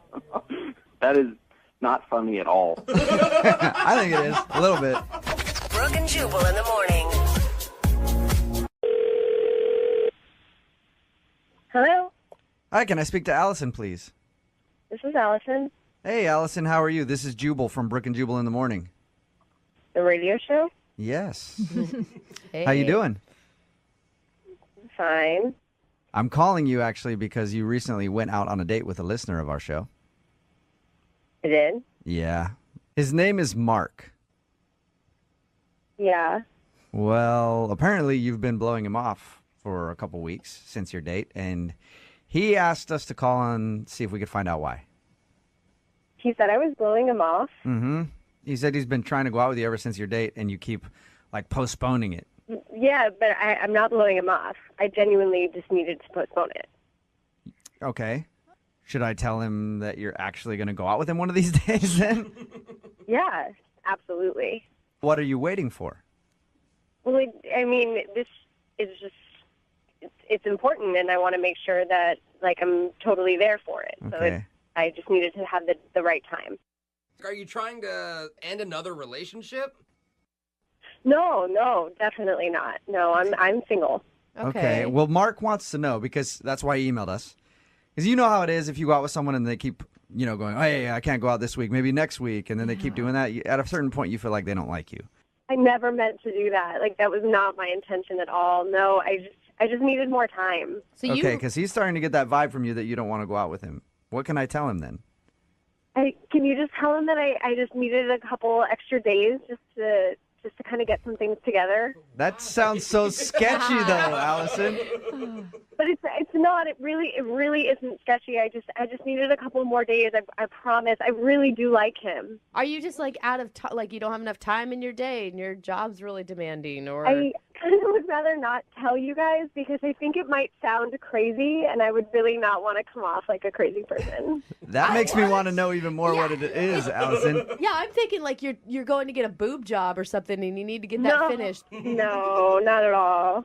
I just feel like this could be the most important second date of my life, and I'd really rather not ruin the surprise. Whoa, you like him that much? Wow. I do. I've been working on this picture book for him for the last, I don't know, couple of months, and I just want to make sure that it's perfect, and it's just not ready yet to give to him, and so I'm just trying to finish it. You say you've been working on a picture book? Yeah. Have Of what?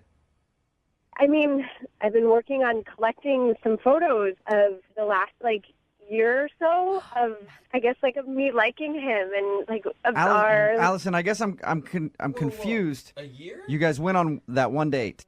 Yeah. Right? Had you known each other beforehand? Because when we talked to him, he says that he knew you worked in the same building and you met, at a lunch. Well, yeah, in terms of, us dating. But I've known of him for about a year and a half or so. One of my girlfriends at work pointed him out to me, and we were with two totally separate groups, but our eyes met, and I just knew it was perfect. We were going to date. And so I had to wait it out. So are the pictures, so what, I guess I don't understand exactly what you're building. You said a picture book, but what is a picture book of? Collages or something? Just who we were before we started dating. So, I went to his high school, and I got his high school yearbook photo. What? With that in it. And I recently dyed my hair blonde, so I have, the before and after photo. Who we were before we got together. And Allison? you're planning on giving him this on your second date? Yeah. And that's... I think he'd really appreciate it. I think he'd really love it. Wait, don't you have girlfriends to tell you that this is, crazy? This isn't crazy. It's a book of my feelings and all of what we were before we're going to be together. And it's, I know how much he likes blondes, and the fact that I went and dyed my hair blonde, he's just going to appreciate it so much. Allison, you know what? You're right. Allison. When we get married, we're going to have this, shown at the wedding of, what our lives were like before we were together. Allison, you know what? If somebody had done that for me on a second date, I would think that was so sweet. You are such a liar. No. I would think that, it'd be nice if somebody went to all that work for me. Give me a picture book of things for the last year. Yeah, see? No, Allison, no. I just wanted it to be sweet, and that's why I can't see him yet. It's not ready. All right, Allison. Well, then I will tell him to just hold tight, and you will eventually go out with him. That's the message you want me to pass along? That's exactly it. Thank you. You're welcome. Allison, I also need to let you know that Mark is on the other line and just heard that. Mark? Yeah. Say hi to Allison. Oh, my gosh. Allison?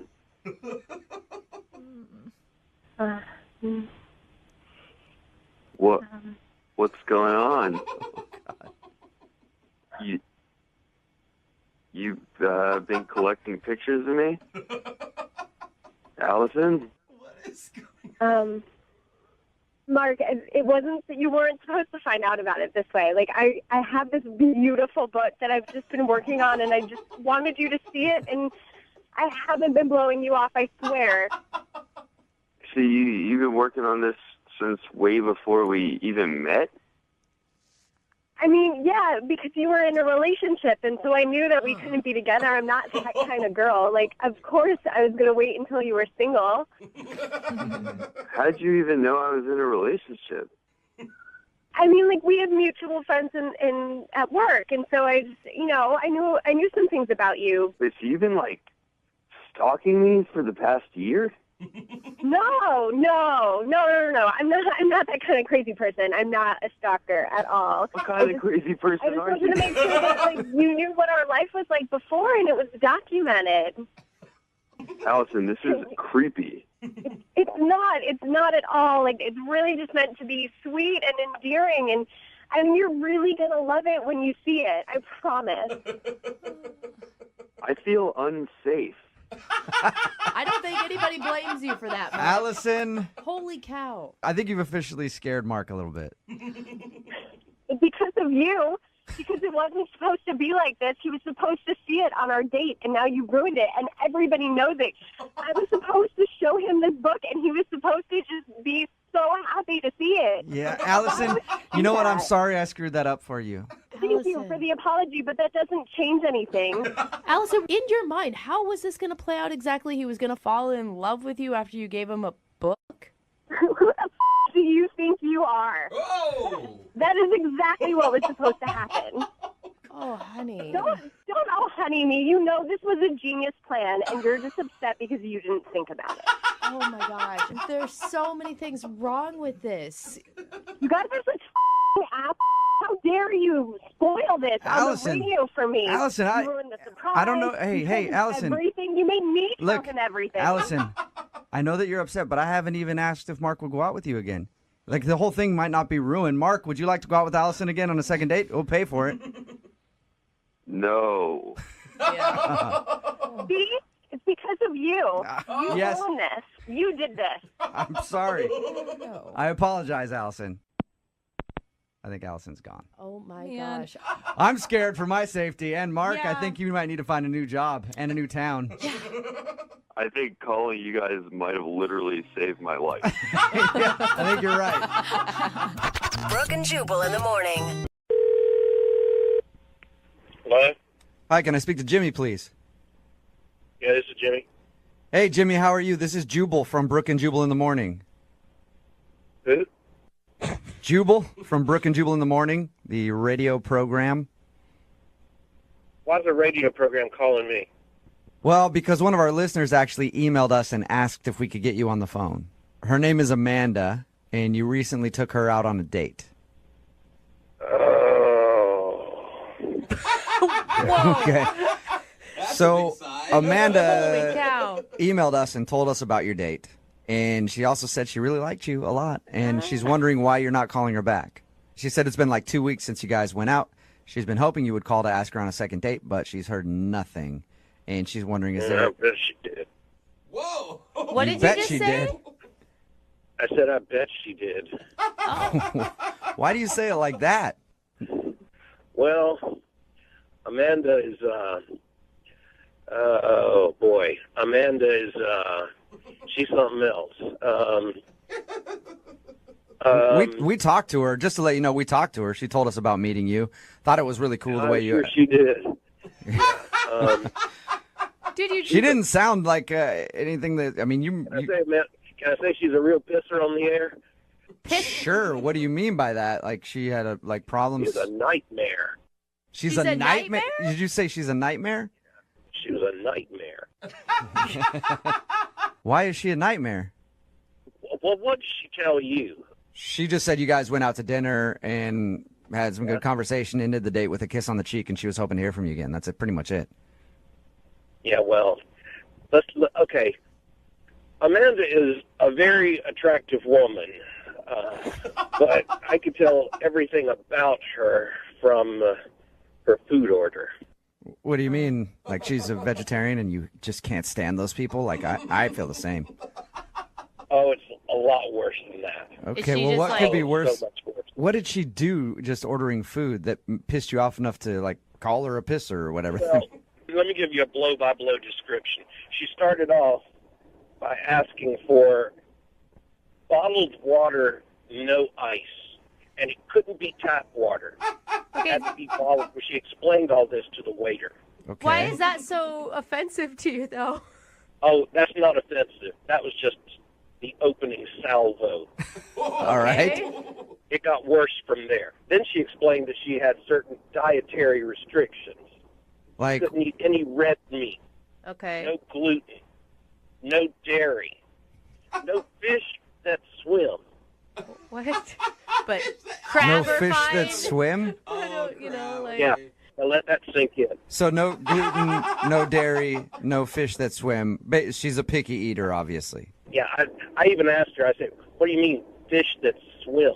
Oh, so she... And she made this little wavy motion with her hand, fish that swim. I said, yeah, I know fish that swim. Don't all fish swim? She said, no, there's some little fish that walk around, like shrimp, lobsters, anything with little bitty legs are okay. Is that just because she has an allergy or something? Who knows? I thought you were just saying it like as a figure of speech when you were talking fish that swims. I didn't realize that was the exact words that came out of her mouth. No, she actually said fish that swim. I was going to just take it at face value, but she went on to explain to me that fish that swim have a higher mercury content, and so if you eat fish that swim, you're slowly killing yourself. You sound really upset about this. I wanted to eat a whole fish right then. Okay, so is it all right? So she's a picky eater. I've never heard the fish that swim thing before. Why not? Me either. Why not go out with her on a second date though? Is that the only bad thing? Well, wasn't that enough? I don't know. I mean, this girl is high maintenance. Okay, it's a high maintenance issue. Can I ask, because I'm just curious, what did she end up ordering for dinner? I don't know, some sort of salad with water dressing. You know something about her? Water dressing? With water dressing. So we talked to her about your date, and she didn't mention her dietary restrictions. But she did also say you're the only guy that has ever not called her back for a second date. You know that? Yeah. That's kind of hard for me to believe. I can't imagine all the other guys in her life have put up with that. Oh, my gosh. You know what, Jimmy? Thank you for being honest with us, man. I appreciate it. No problem. And now I feel like I must be honest with you because Amanda is actually on the other line listening to this conversation. Hey, what? Yeah, I am here, and I'm hearing what you're saying about me. Oh. Hey, Amanda. I care about what goes in my body, and obviously you don't. It's not high maintenance. No, I was caring about what went in your body in a completely different way than what you were thinking. Oh, sir. Thank you for taking the words out of my mouth, Jimmy. I was hoping I didn't have to make that joke. You're a jerk. Dude, Jim, I will say, to stand up for her, what do you expect? The hottest girl you've ever seen to then go down a cheeseburger? Thank you can't have that body that she probably has and also mow down on cheese fries all the time. Look, haven't you ever heard the phrase, no matter how hot she is, there's some guy that's just tired of her Yes, I For your information, I didn't even want a second date. I literally just wanted this to happen to find out why you didn't call me back, why you were such a jerk. Obviously, I'm the hottest girl that you've ever gone out with, so that's for you. Look, I'm not going to lie. You're very hot, okay? But and I'd totally sleep with you once, but I just don't want to eat with you again. Oh, my gosh. Well, that leads me to my question. Jimmy, would you like to go on a second date with Amanda? There'll be no eating. Hell no. Okay. I was going to say, you guys, I would pay for you guys to go to dinner, but you don't even have to do that. You can just sleep together once. Not interested either, Amanda, huh? No, I'm not. Yeah, you're not missing out there, Amanda, whatsoever. Clearly. You know what? You're just a low-class jerk, and you obviously can't handle a woman like me. I don't want to handle a woman like you. I'd rather handle a woman that eats fish, that swims. And by the way, I don't care what you think. All fish swim.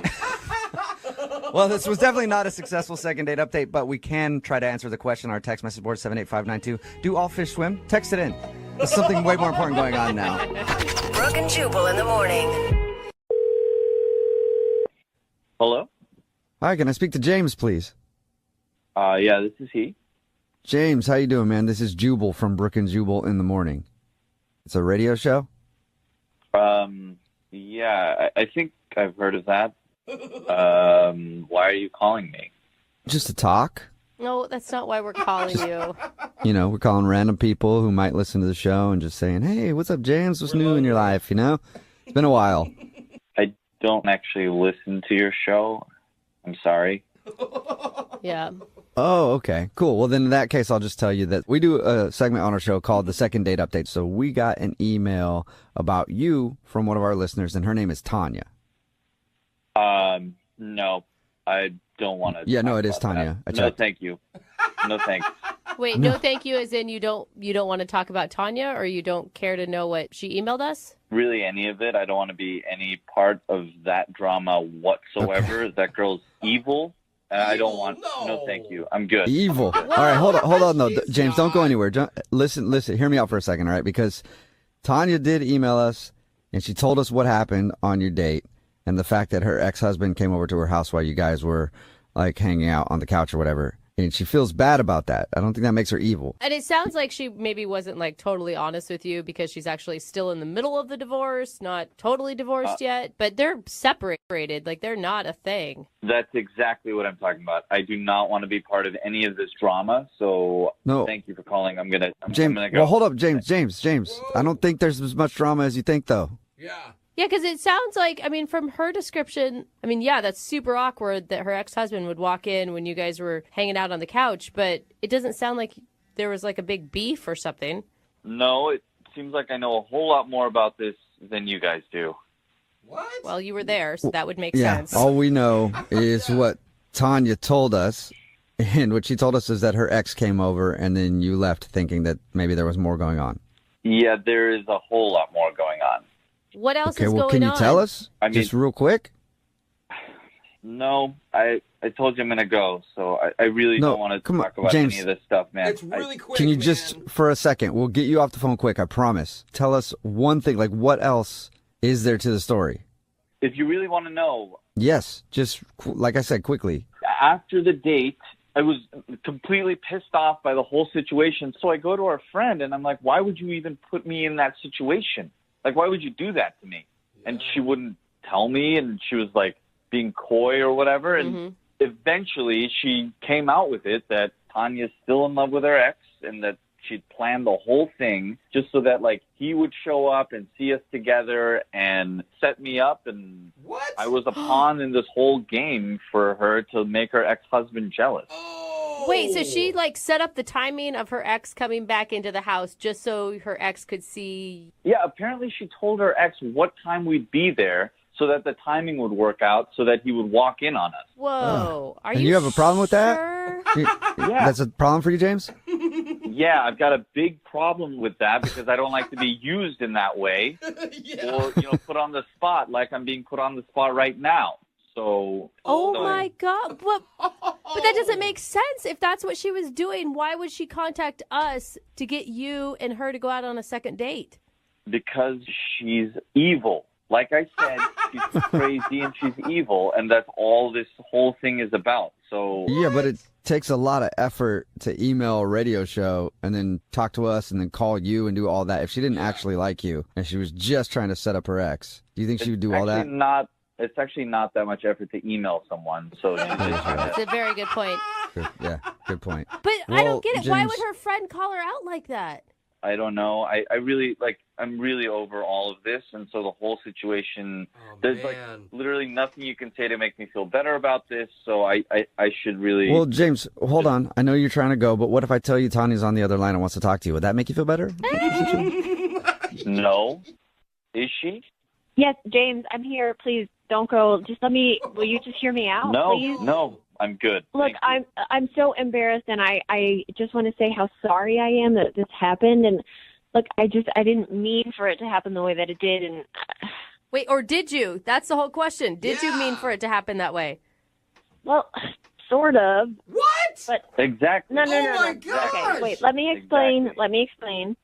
I wasn't over my ex yet at the time, and I did set it up, but I didn't realize that I would fall for you. Exactly. See, this is what I'm talking about. No, listen, I wasn't over my ex yet, and I wanted to do this, but then I met you, and you're charming and funny and clever, and you made me laugh. It doesn't matter at this point. Like, it's all done. It was a horrible thing to do, and you put me on the spot, and it was the worst thing to, like, weasel out of there, with whoever this guy is, and no. I agree with you. I totally agree with you. It was a terrible thing to do, but you have to admit, you've been in a serious relationship too. Sometimes we do things that we shouldn't, and it's not really like screwed up, this. but It doesn't happen like this. I mean, no.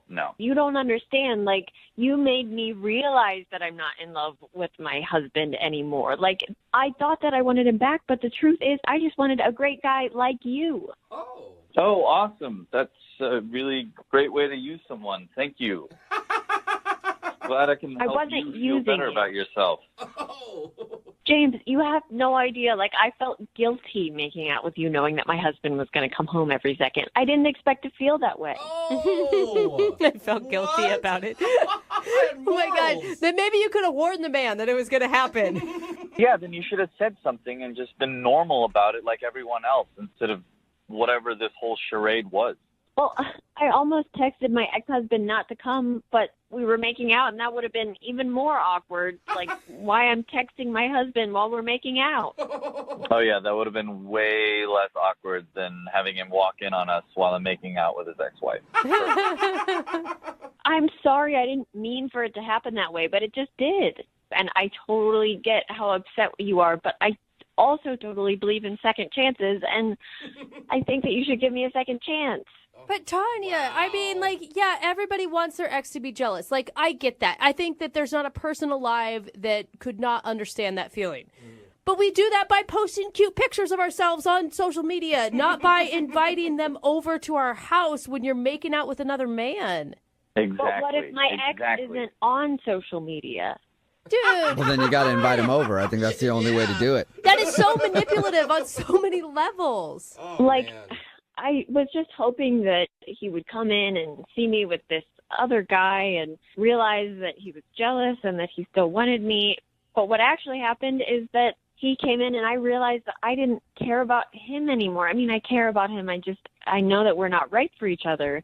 And all of that's because I started to have feelings for you, James. Oh, man. Well, that is just romantic. Not really.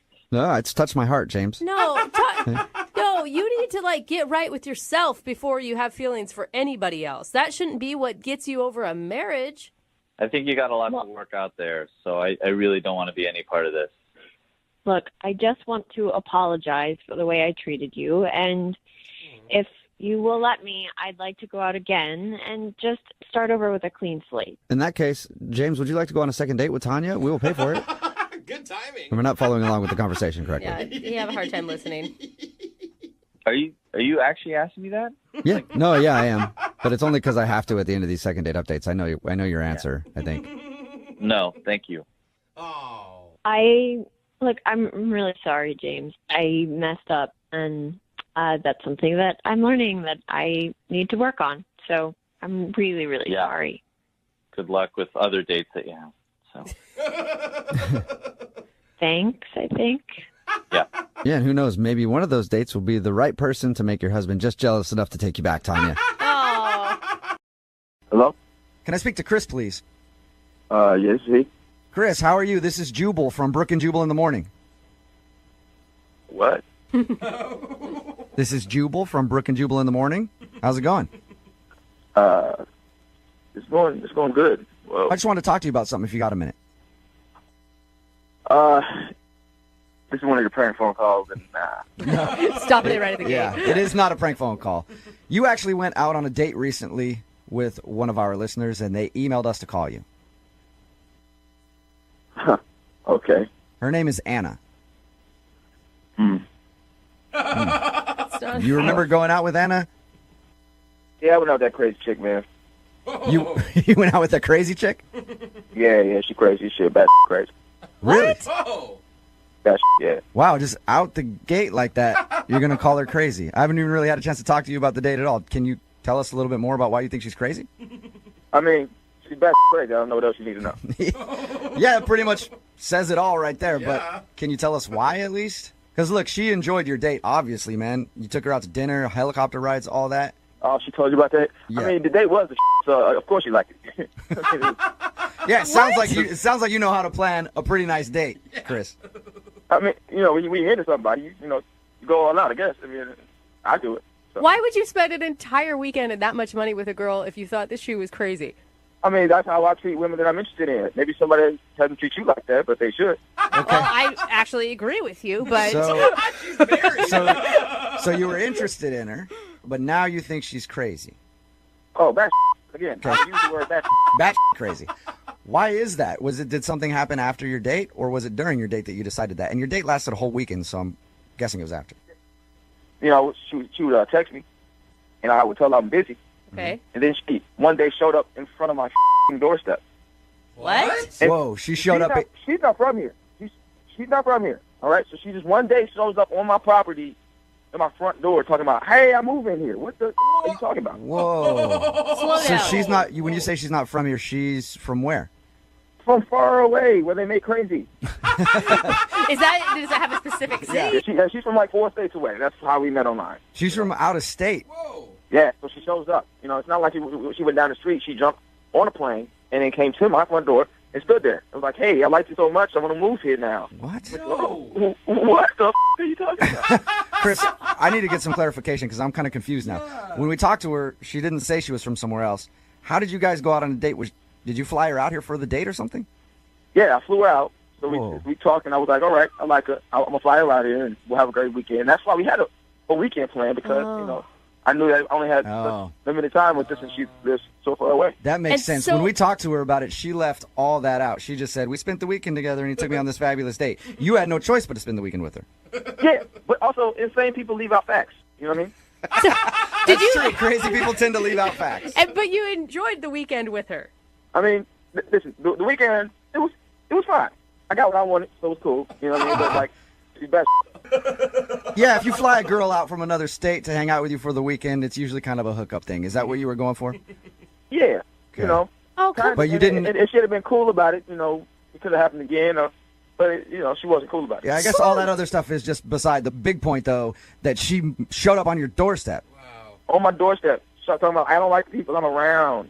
I don't like my surroundings. Maybe that doesn't like you. Are you sure? Are you sure you didn't give her mixed messages? Because I'm sorry, if a guy flies me to another state, takes me on a helicopter ride, pays for all this fancy stuff, gives me gifts, I'm thinking that he is like interested in a long-term relationship, not for a hookup weekend. Listen, I get your point, all right? But look, I told her I was busy 5 different times and 5 different text messages, and she still shows up at my doorstep. Yeah, from states away. Yeah. So she flew here. I don't know if she flew, if she hiked. I don't know. I don't know. She could have hiked. Who knows? That crazy. All right. Yeah, and I never want to talk to her again. All right. I might move. She can't find me. One of those things is going to be a problem, Chris, because she's actually on the other line listening. Oh, y'all on bullshit, man. No. Hey, no bullshit, Chris. Oh, shut the up, man. You are with me right now. Chris, in your case, I kind of wish I was, but I'm not. Anna is actually on the phone. Hi, Chris. Hi, crazy. I don't want to talk to you. At all. At all. Listen, Chris, I moved out here because I like it here, not just for you. So get over yourself. Moved? None of that sounds believable. None of it. Anna, why didn't you tell us that you were from out of state and that you moved here for this dude? I didn't think it was that big of a deal, and I didn't move out here for him. Okay. He's flattering himself right now. You know, that could be true. Like, give her the benefit of the doubt here. It could not be all about you, Chris. It's not a coincidence. Okay. If it's not all about me, name 3 things right now besides me you moved out there for. Go. Okay, listen, I love the area. I don't like where I was living. I spent a whole weekend in Haiti. I'm not moving to Haiti. You're being a real ass, Chris. Okay. Oh, and you showed up at my doorstep, so it wasn't like you went. Oh, I want to breathe the fresh air of this new place. You came to my doorstep. I thought I was checking in on you. I mean, you're busy. You're busy all the time after we had such a great weekend. Like, what the? You're checking in on me? I am not a baby. I'm a grown ass man, a busy ass man. 5 texts are busy. And you don't show up on a grown adult's doorstep checking in on me after 1 weekend together, man. That's crazy. I just don't get you. I don't get you at all. Good. You're not supposed to get me. I don't want you to get me. I want to be not gotten forever. Oh, my God. Anna, did he, like, say something to make you think that he was looking for more than just, like, a weekend hookup? I honestly thought what we had, Chris, was something more than that. But apparently I'm just your booty call. You don't fly somebody out for a weekend after we've been talking for months and then expect me to feel like a crazy person? Listen, I've talked to plenty of girls for months online. I don't see any of them moving and showing up in my doorstep because they love the area. Okay. Maybe I am crazy for feeling like we had a connection, but you're just being an ass. All right. Well, I hope you take that and you learn not to like me ever. All right. You learn not to stalk the next guy so you can actually stay with him for a little while. Oh my God. I would love to ask you guys at this point, would you like to go out on a second date? Chris, would you like to go out with Anna again? We'll pay for it. No, but you can pay for a restraining order, all right? Anna, you still there? Yeah. Would you like to go out on a second date with Chris? Yes. I know. Oh, my God. Well, Chris, I appreciate your time, man. Thank you very much. No problem. All right, be safe. Anna, are you all right?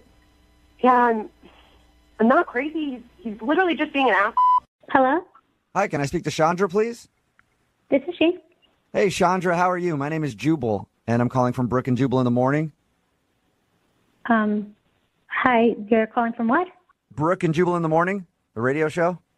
Okay. How are you today? Fine.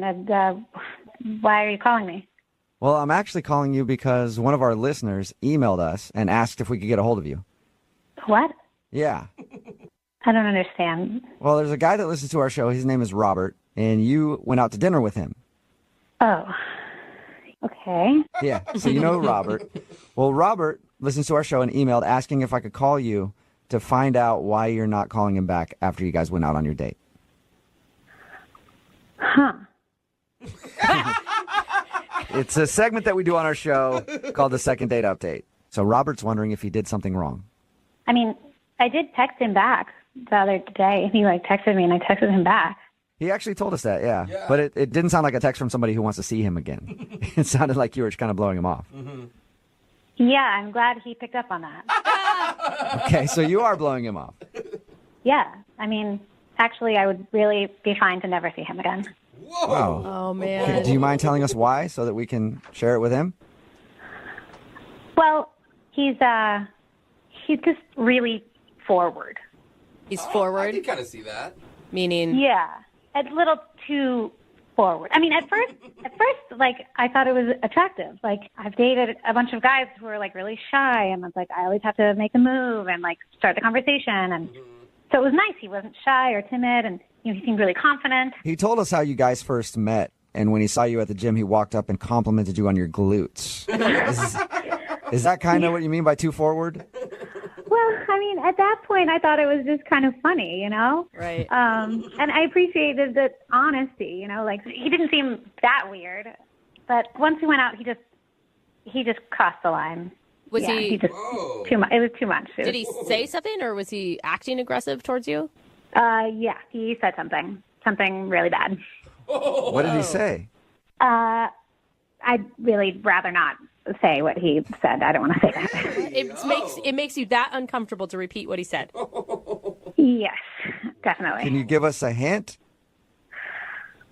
Well, we were talking about our interests, and we were talking about sports that we like, and, you know, he likes like basketball and football, like, you know, and I mentioned that I like swimming, and that I'm really good at swimming. I was a swimmer in college, and I was talking about how I'd probably like it because I was really good at it. Mm-hmm. Okay. And then he goes, you know what I'm good at? And he leans into the table. Oh, no. Uh-oh. I can already see what's coming. And I can't say this. I shouldn't say this. He doesn't know. Like, I mean, he literally thinks that he did nothing wrong on this date. He thinks he did nothing wrong? Yeah.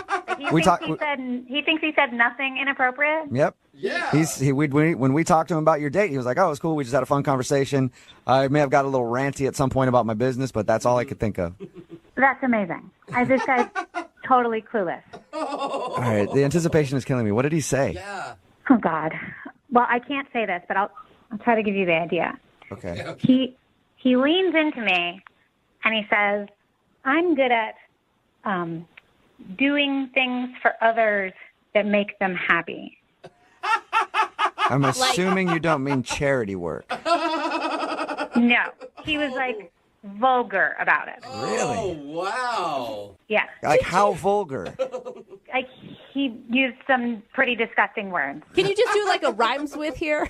No, I'm not going to do that. Use your imagination. If he was talking about how he is good at servicing women. I think I understand what he was saying. And he really thought he was going to impress you with this information. Yes. I mean, I've been on a lot of dates. Nobody has ever said anything like that to me.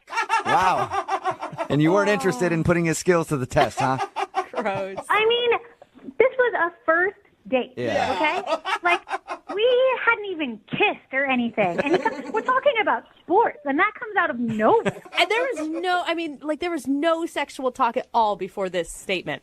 I was talking about being on the swim team. Well, thank you for telling us your story. I appreciate it. You're welcome. It was horrible. I wish I could forget it. All right. Well, unfortunately, you're not going to be able to forget it just yet because he's on the other line listening and wants to talk to you. Wait, what? Yeah. Are you serious? Robert? Hey, Chandra, how you doing? Oh, God. Yeah, I'm a little confused. I'll be honest with all of you. What? We were talking about things that we were good at. She said she was good at swimming. I'm really good at that. What's really wrong with that? That's not a sport, Robert. Inappropriate, man. It is for some people. I can't believe, it was a first date. You don't say that kind of thing out to dinner at the dinner table. We're eating.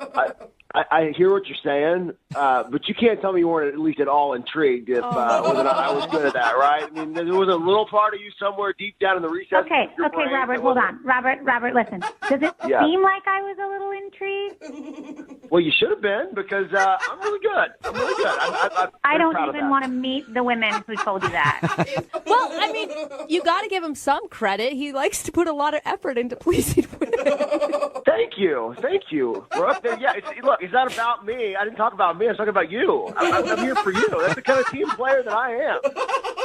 I think you need to take a little bit of that effort and move it towards how to be appropriate on a date. Yeah, I don't think she's mad at exactly you wanting to do that, but maybe the time and the place was bad. Exactly. And the way you said it, it sounds like she wouldn't tell us the exact way you described it, but I can imagine it was probably not. Vulgar language? Like, come on. Like, we're not 14-year-olds. Like, come on. Well, I'll concede the location. But I do not apologize for my ability. Oh, my God. I apologize for that. Oh, wow. Look, everything I do, I try to do to the best of my God-given abilities. I give 110%, and I am the best at that, and that's what I can promise you in that department. I can promise you that in a lot of other departments, too. Oh, my God. Chandra, was there anything charming about Robert on the date outside of this moment? Well, yeah, if you listen to him, he's funny, but he's just, like, wildly inappropriate also. Like, way too much. Hey, Robert, let me ask you a question. Next time, if you went out on a date with Chandra, if she actually said yes and you said something inappropriate, would you have a problem with her telling you to stop? Absolutely not. I would have loved for her to say, no, that's inappropriate. Then I know. Now I know what the boundaries are. Oh, there you go, Chandra. He just doesn't know. If you went out with him again, you have the freedom now to tell him, hey, don't say stuff like that, and he'll stop. I kind of feel like he has learned nothing from this conversation. I don't want to have to be telling him every time he says something inappropriate. Like, you have to monitor yourself. No, I don't think this was a good match. No? That sucks. I was really hoping to get a second date and see what happened after it. Yeah, that's exactly what I'm trying to avoid. So Sorry, Robert, but there are a lot of women interested in your particular skill set. And I think you're going to be okay. All right. Thanks, guys. I appreciate it. Chandra, good luck. Good luck out there. You too, buddy. You too. Remember who's number one in your heart, all right? Oh, God. Brooke and Jubal in the morning. Hello? Can I speak to Julia, please? This is her. Hey, Julia, how are you? This is Jubal from Brooke and Jubal in the morning. Okay. You listen to the radio at all? Yeah, I listen to the radio. Have you heard of Brooke and Jubal in the morning? No. Okay, you didn't have to say that so quickly. We're a morning radio show, and I recently got an email about you. It's from a guy that you went out on a date with. His name is Kevin. Oh. Do you remember Kevin? Yeah. Okay. So we talked to Kevin a little bit about your date. It was an interesting one. He told us that he took you mushroom hunting. Did you enjoy that? I mean, it was okay, I guess. It was just okay? It was kind of weird. It was weird? Yeah. Was he just like, was he just too into mushrooms maybe for you? He was really into the mushrooms. That was kind of all the date was about, really. But it's kind of cute, though. You can give him credit for, like, sharing his interest with you and trying to do something different. Yeah, I guess. No, I don't, though. No. It was a really weird date. It was really weird. I mean, he took me out to the forest, and we looked for mushrooms. Like, what kind of date is that? Is that not the normal date that you usually go on? No. But we messaged back and forth for a while, and he finally asked me out, and he asked if I wanted to go get some mushrooms, and I said, hell yeah. Oh, were you thinking a different kind of mushroom? Well, obviously. I like to go out with my friends and party, and have an awesome time. So he didn't say to you, do you want to go mushroom hunting with me? He just said, do you want to get mushrooms? And you were like, let's do this. I've got some tickets to see Diplo this weekend. That is exactly what happened. I thought we were going to go out and have a wild time and get some mushrooms, and instead we went into the forest and searched for them to put on mushrooms like burgers or something. Oh my gosh. When did it actually dawn on you that you weren't going to be doing psychedelic drugs? About halfway through our picnic when we were sitting in the forest and looking at birds. You're like, those birds are actually real. I want to see fake birds that are in my mind right now. Exactly. We're just not compatible. I'm just about having a good time. Okay. And at any moment during the date, did you think about telling him that? There were a couple times that I thought about it, but I just didn't think it would even be worth it. I didn't think he'd get it. And also I was in the forest with some guy I didn't know. I didn't want him to, I don't know. Yeah. Well, what would you say to him if you could tell him anything right now? To be more clear about what kind of mushrooms you want. Okay, well, you can actually tell him that right now because Kevin is on the other line listening. What? Yep. Yeah. Hey, Julia. Oh, my God. So you thought when I said, let's go out and get some mushrooms, you thought that I was saying, let's go do drugs? I mean, yeah. But it's a first date. Why would we go do drugs and trip on shrooms on our first date? I mean, why not? I like your attitude. Why not? I love to go out and have fun. I mean, I've said that. I thought you got that. I had absolutely no idea if that's what you wanted. It's fine. I'm into doing my fun things, and you're into doing your stuff. Well, just because I don't do shrooms doesn't mean I'm not fun. I'm definitely fun. Really? Prove it. What is your idea of fun? Going in the forest? I just think you don't understand me because I am actually a lot of fun. Every weekend I actually go bowling with my childhood friends. And, you know, we get beer and we get a couple pictures and, you know, I do fun stuff too. You go bowling and take pictures and that's fun. Okay. I didn't say pictures. I said pictures of beer. We get crazy.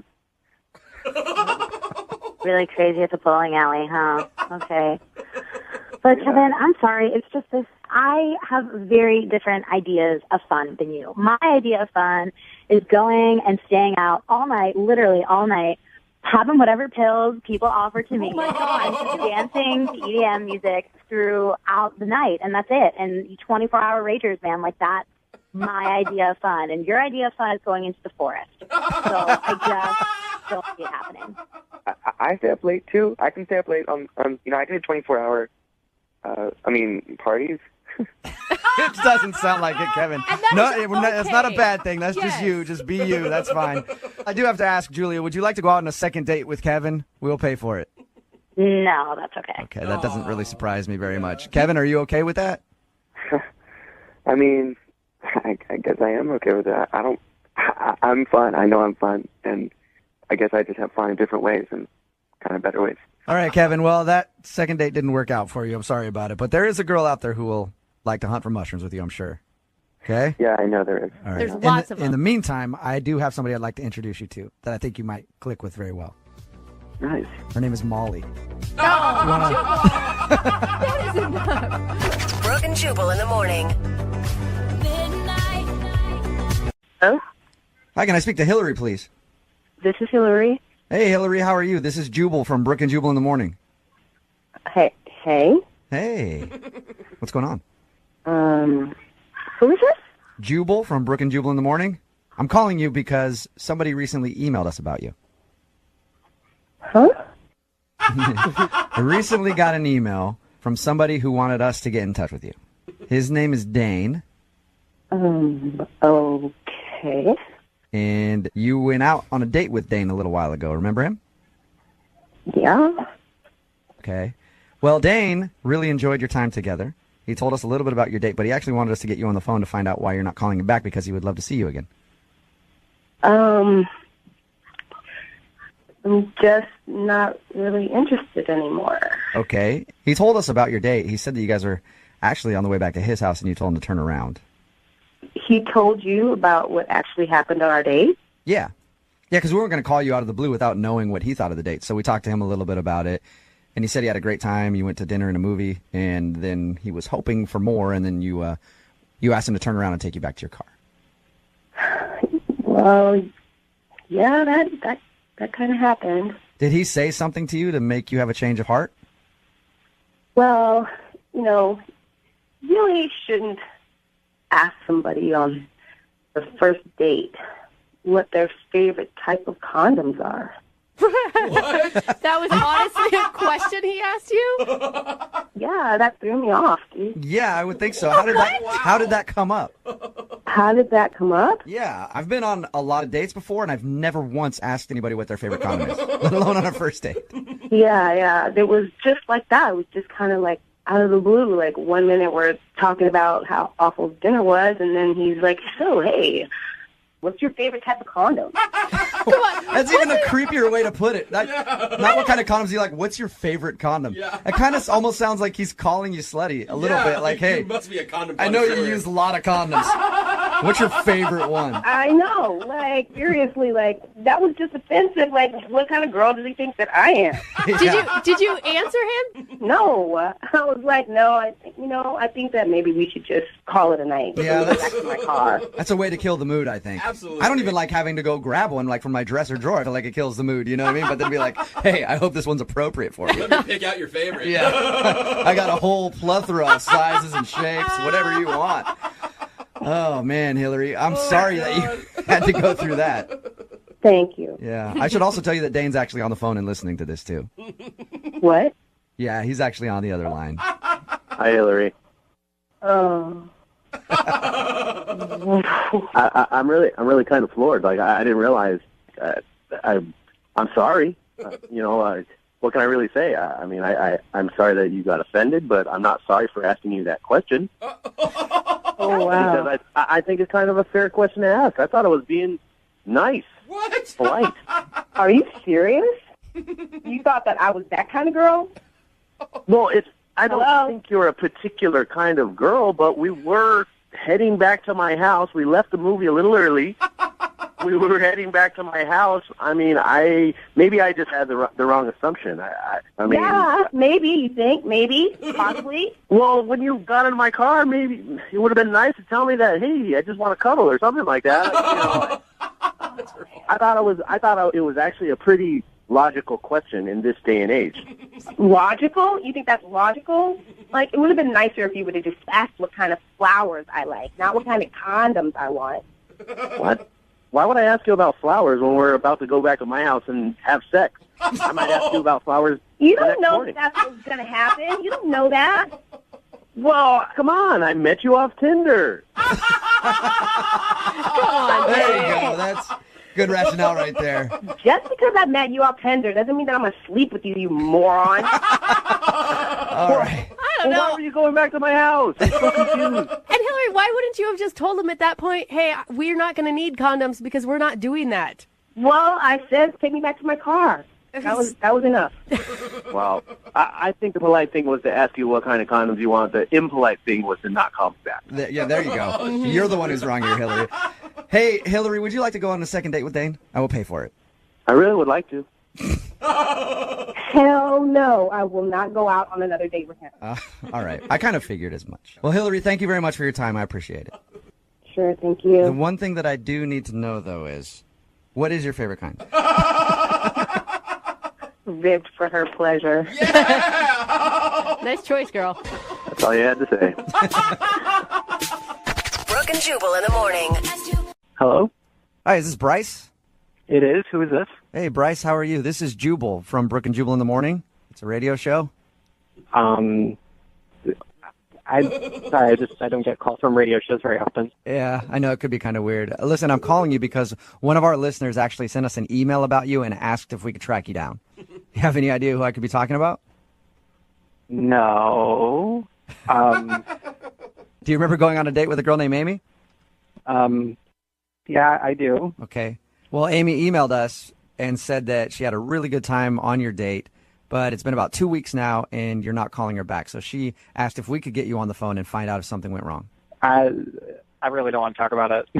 You don't want to talk about it at all? No. I'm good. Just like 2 minutes. I don't know about that. She described the date to us, and it sounded like everything went fabulously. Yep. So why All wouldn't right, you it call did. her back? I just, this is so uncomfortable. Look, this is really awkward. She described the date to us, and there wasn't an awkward moment that she could think of from your date. And she said that at the end of it, you kind of imagine not. say that one more time. I imagine not. Okay, so was there an awkward moment, or wasn't there an awkward moment? I wouldn't call it exactly awkward, but there definitely was a moment that I just did not like. What happened? Okay, I'll tell you. We went to this drawing thing. We did this, drew pictures and made like a flip book. Yeah, she told us about that. She actually said that you did a really good job. Yeah, she told me that. She came up to me after and said, "Wow, good job." And she went in for a high five. And I wasn't expecting that level of force. Okay. So she high-fived you really hard? Bottom line, my arm is in quite a bit of pain still. From a high five? Yeah. I haven't really been to see a doctor yet, but I'm starting to get worried. My arm's in a sling right now. It really hurts. Still. Oh my God. Are you saying that she injured you with a high five?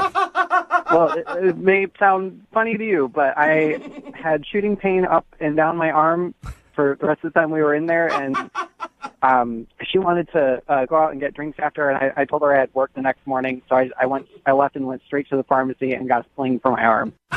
Really? Your arm is in a sling because she high-fived you so hard. Yeah, and it still hurts. I don't know if there's nerve damage or what. She's a nice person, but she's super aggressive, and that was a little too much for me. Wait, so high-five the you're Incredible Hulk or something? You're intimidated by her because of her high-fiving injury in your arm? I'm not intimidated by her. She injured me. My arm hurt. I'm just imagining her like pulling her arm back and hitting you so hard on your hand. Like I Yeah, can't. exactly. It takes a lot to hurt someone with a high five, and she did it. All right, so you don't want to go out with her again because you don't want to risk any more bodily harm.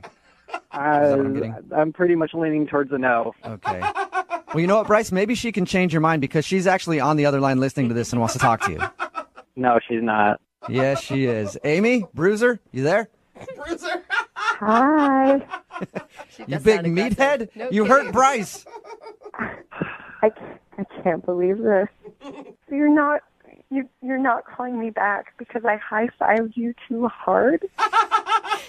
It hurt. Oh. It was so aggressive.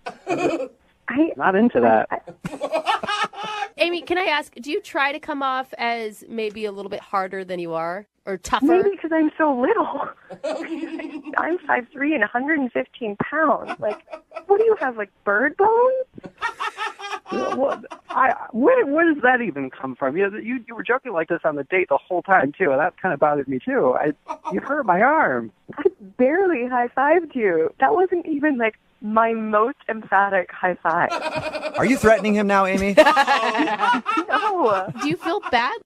I mean, I do feel bad, but I just can't believe this situation. Like, I would have never, in my wildest dreams, have thought that this is why you weren't calling me back.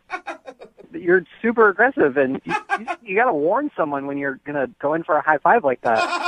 Some kind of heads up. What else did I warn them about? Like, if you need a warning for a high five, like, how are you going to get through your day, man? I don't really know what else to say here. You hurt me, and you're not even apologizing for it. Oh, okay. I'm sorry, you little baby. I'm sorry I hurt your little wrist. That's helping. That's helping a lot. Oh, you little baby. Do you want an apology? I'm sorry. Stop bullying me. My arm hurts right now. What do you expect? If your arm hurts so much, why haven't you gone to the doctor in 2 weeks? I really wanted to believe that it wasn't that big of a deal, but it still hurt. You did some serious damage. Hey, Bryce, would you like to go out with Amy again on a second date? We'll pay for it. No. I don't forget it. You don't want to go out with him now? Amy, No. you're being kind of a jerk. Yeah. Well, yeah. If I went on one date with a guy and my high five was too strong for him, do you think that I want to go out with him again? Like, do you really think I should go out with him again? I don't think so. It was just like the mocking, it seems like a little bit. Oh my God, get over it. You guys are being such wusses. I'm with you, Amy. I'm fine. If you go out on a date and they can't handle a little good-spirited bullying, I wouldn't want to go out with them either. So, Bryce, I'm assuming you're not into going out with Amy one more time? Definitely not. No, Okay. I'm really okay. All right. Go get my arm Yeah, checked well, out I'm now. okay Thanks. too, Bryce. Bryce, thank you for your time. I appreciate it. You go put some ice on that arm, okay? Will do. Amy, thank you for your email. I'm sorry you didn't get a second date. Oh, I'm not. I'm just looking for a real man. So if one wanders into the radio station, call me. All right. Well, Amy, I will find you a guy who loves a little physical abuse. All right? There are some out there for sure. Brooke and Jubal in the morning.